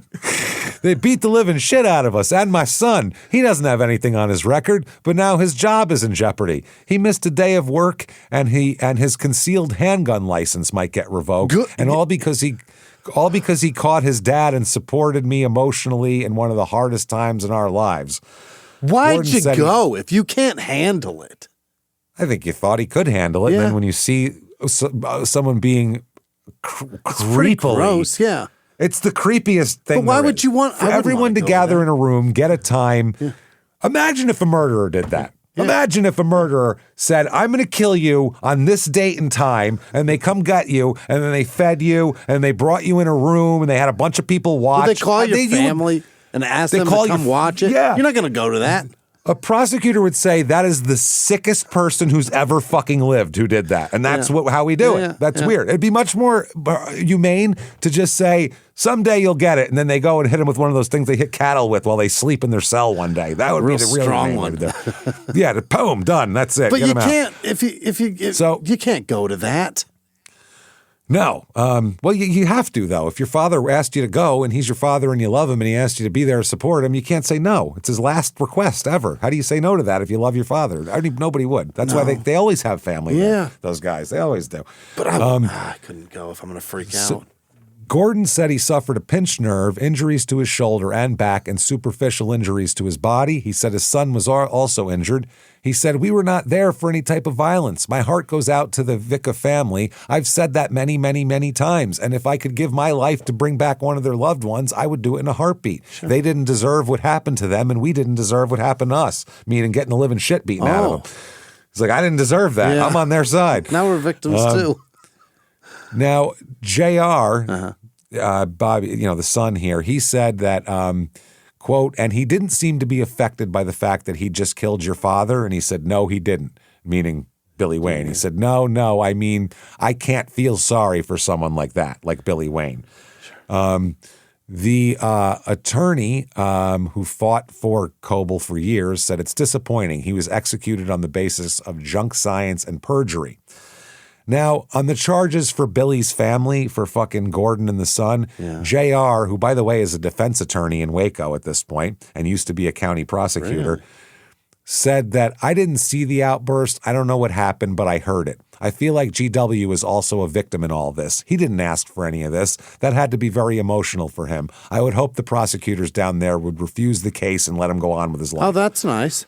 It's obvious they're killing your father. The circumstances are pretty remote and who not beat normal. him up? The cops. Oh, jeez. The cops beat the shit out of him. Yeah, there was a shitload of Waco cops in the outside room waiting to salute the family for some reason. I mean, I get salute them, salute the guy, salute the coffin. Who were you saluting? Beat the Karen? shit out of this guy. Yeah, it's fucking crazy. So. Anyway, right after that, JR ends up becoming a McClellan County prosecutor. Really? Yep, he absolutely does. He said inspired in part by his father, who was a police sergeant when he was killed. Yeah.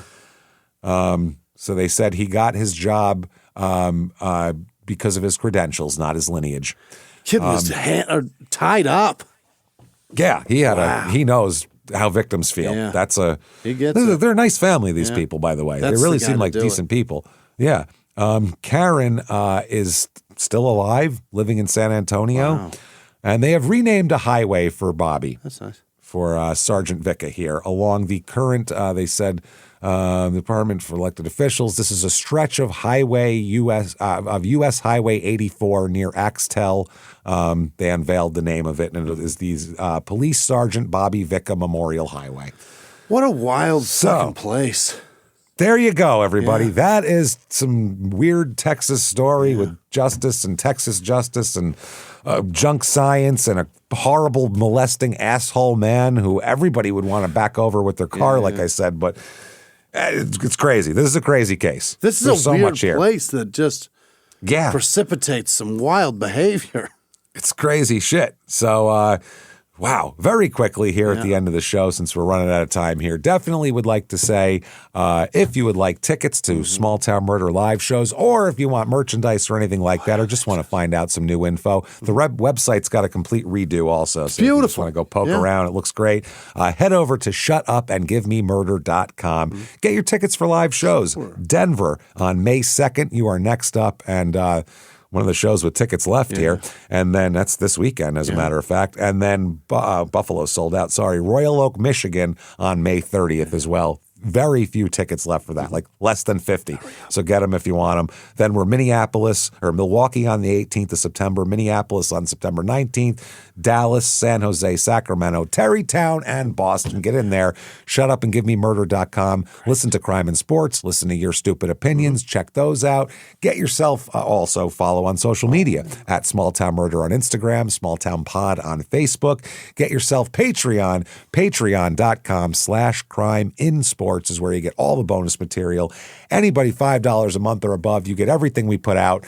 including hundreds of back bonus episodes immediately upon subscription, like between 300 and 400 of them, tons of them. New ones every other week, one crime and sports and one small town murder. You can't beat it. It is the best value you're going to get for podcasting, any Patreon. Subway sandwich isn't even that cheap anymore. It's not. You can't get anything. You can't get a half a Subway sandwich for that. So for crime and sports this week, you get crime and sports and one small town murder every other week. This week, small town murder, we're going to do an internet salad. Mm-hmm. Let's refer from all the whole world is a shit show on fire. We're going to go through it and find the parts of it that are just fun to make fun of. Right. None of the heavy stuff, none of the politics, none of that shit. We're going to make fun of just bullshit that needs to be made fun of. Yeah. Everybody cleanse your palate with us. Let's put it that way. That is patreon.com/crimeinsports. Plus, you get all of our shows all ad-free, as well as a shout-out right goddamn now. Jimmy, hit me with the names of the most wonderful people in the world who keep this show going, and honestly, we can't do it without. Hit me with them right now. This week's executive producers are Christy Miller, Addie Murphy. Thank you so much. Gary Howard in Scranton, PA. Happy hours. Poor bastard, Gary. Yeah. Scranton's a shithole. Good luck. Happy hours in Splendora, Texas. One of these days, those guys are going to be in the same town. Talena Jensen can't make it to... I think it was Denver. That's a bummer. Thank you so much for donating. Anyway, Talena, thank you. David Magruder, Sean Blank, and Christine Trowinski. Thank you all so much for being a part of this.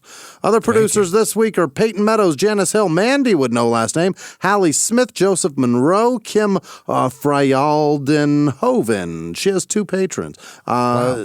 Make sure that you did that right for me, Kim, in case you only need one. Yeah. We don't want to take more than you want to give. So that's not Luke Ross, Kareem Musalet, Rich Duffy, Robert Aguin, is that a Q? Aquina Naga? Naga not work here? Aquina not going to work here anymore. Beth Gould, Brooks Jones, J. Buddy Jones, James Parker, Jacob Whitford, Christine O'Shea, Rebecca Carrier, Fred Woodward, Brian and Nicole, Brody Boardman, Perry Holbrook, Cassandra O'Brien, Sydney Craig, or is that Sidnette? It's probably Sydney. I don't know anybody named Sidnette. Miranda Cross. That is Koss. Kathy with no last name. Braden R. Chris Nett. Alexa Shoemake. She only makes one. Maker. She only does it one time. I make a shoe. Hey, listen, I'm not a shoemaker over here or anything. I only make. I made a shoe. I make a one shoe. Taylor Zito, probably Chuck's daughter or son. Who knows? Taylor's that's universal. Trevor Gellert, Lizzie Angel Beaudoin, Kate Fraschella, Raylyn Pointer, Chelsea Rodak, Lindsay Douglas, Danielle McGahan, Nicole with no last name, Kim Goodrich, Danielle G, Sarah Martin, Chadisha Al, Josh with no last name, Slitty with no last name, that's gross, Clayberlin with no last name, Jenna Mooney, Andy Glosser, Laura with no last name, Nancy Mercer, Jesselyn Reckinger, Allison with no last name, Jennifer with no last name, Christy Butler, Teresa with no last name, Sean Schmitz, Alicia Colley, Frank with no last name, Brantley Daniels, Becky with no last name, Sarah Hurt, Kimberly Barnett, Adam Seal, Tim Baldwin, Kimberly Dinelan, what is it? Dane Lane. I said he's on a roll. He's moving along. Like rooting you on. Laura Abbott. Forrest, run. You got this. MME. Jen Walker. Andrea Sinsmeyer Weiser. Kathy Roeder. Jody Bose. OJ, go. Justin Holler. Lorraine with no last name, Thea with no last name, Ryan Hunley, Eric Stagg, Robin Brown, Samantha Ashby, Christina S., Cynthia Chapin, Chapin, Sean with no last name, Laura Louise, Cassandra Bennett, Lauren Wilder, yep, like Jean, Mary Swain, Rich Went, like the guy from Cheers, Maha Rostberg, Bernadette with no last name, Fatau Badaldi, Fatau Balde, Mike with no last name, Elizabeth Hunter, Mike Shields, Jordan Summers, Melissa Prutzman, Douglas Daniels, Casey Daniels. Oh, that's probably two in the same family. Billy Young, Aaron Ridgely, nice. Heather Ovesen, Lisa Berceau, Thaddeus, it's probably Thaddeus Pacheco, Carrie with no last name, Candace Page, Connor Hancock, Bree Brandt, Michael Shearer, Alexander Holy fucking Cola Show. That's a crazy name, Alexander Kaka. It's probably Coach Kakaleov, Tiffany Gonzalez, Dale Cassius, Eric Hunt, Wrong Solid. I don't know what that means. Rebecca Matanle, Sam Hamrick. Oh, it's Hamrick. Nicole Schrader, Finn Latozel, Christine Damarsky, Kelby Cohen, Stephanie with no last name, Tanya with no last name, Not a Grim Karen, Scott Brown, Rich with no last name, Tyree Brunetti, Victoria with no last name, Reagan Ann Jarek, Joe with no last name, Susie Actiondoll, Thomas Jackson Hardiman, Hannah Werner, Aja LaRue, Asia, right? AJA is Asia. I guess. Caleb Steely McNutt, Dan pronounced it. Athena and the Owl, Jerry Neshy, Jordan Schultz, Malcolm Allen, Luke M, Melissa Coleman, Kristen Lewis, Ian B, John Henry, probably not that one, right? But maybe. Maybe. No, doubt it. Deette. Really? Deette? D-E-E-T-T-E. Capital E. Deette Bullock. Yeah. Cool name. Anna Allen, Dolores Willoughby, Jen Myers, Ken with no last name, Michelle Arazaga, Bree with no last name, Shanna Gamble, Hannah Rose, Heidi Samsel, Courage Kusena. That's fun. That's fun to say. Shauna Penrod, Danette K, Amy Rutgers, Chris Patterson, like New Jersey. Melissa Gaddis, Angela Cassidy, Michelle Boylard, and all of our patrons. You're the best. Thank you so much, everybody. It's unbelievable. You beautiful, fantastic bastards. Honestly, we appreciate all that you do for us every goddamn day. Thank you for what you do for us. And please don't snap and kill whole families and tie kids up. We can't. Yeah. We cannot impart that enough onto you. Please don't do that. If you want to follow us, head over to the newly redone shutupandgivememurder.com. There's links to everything, social media, all that stuff. So come out and keep hanging out with us. And until next week, everybody, it's been our pleasure. Bye.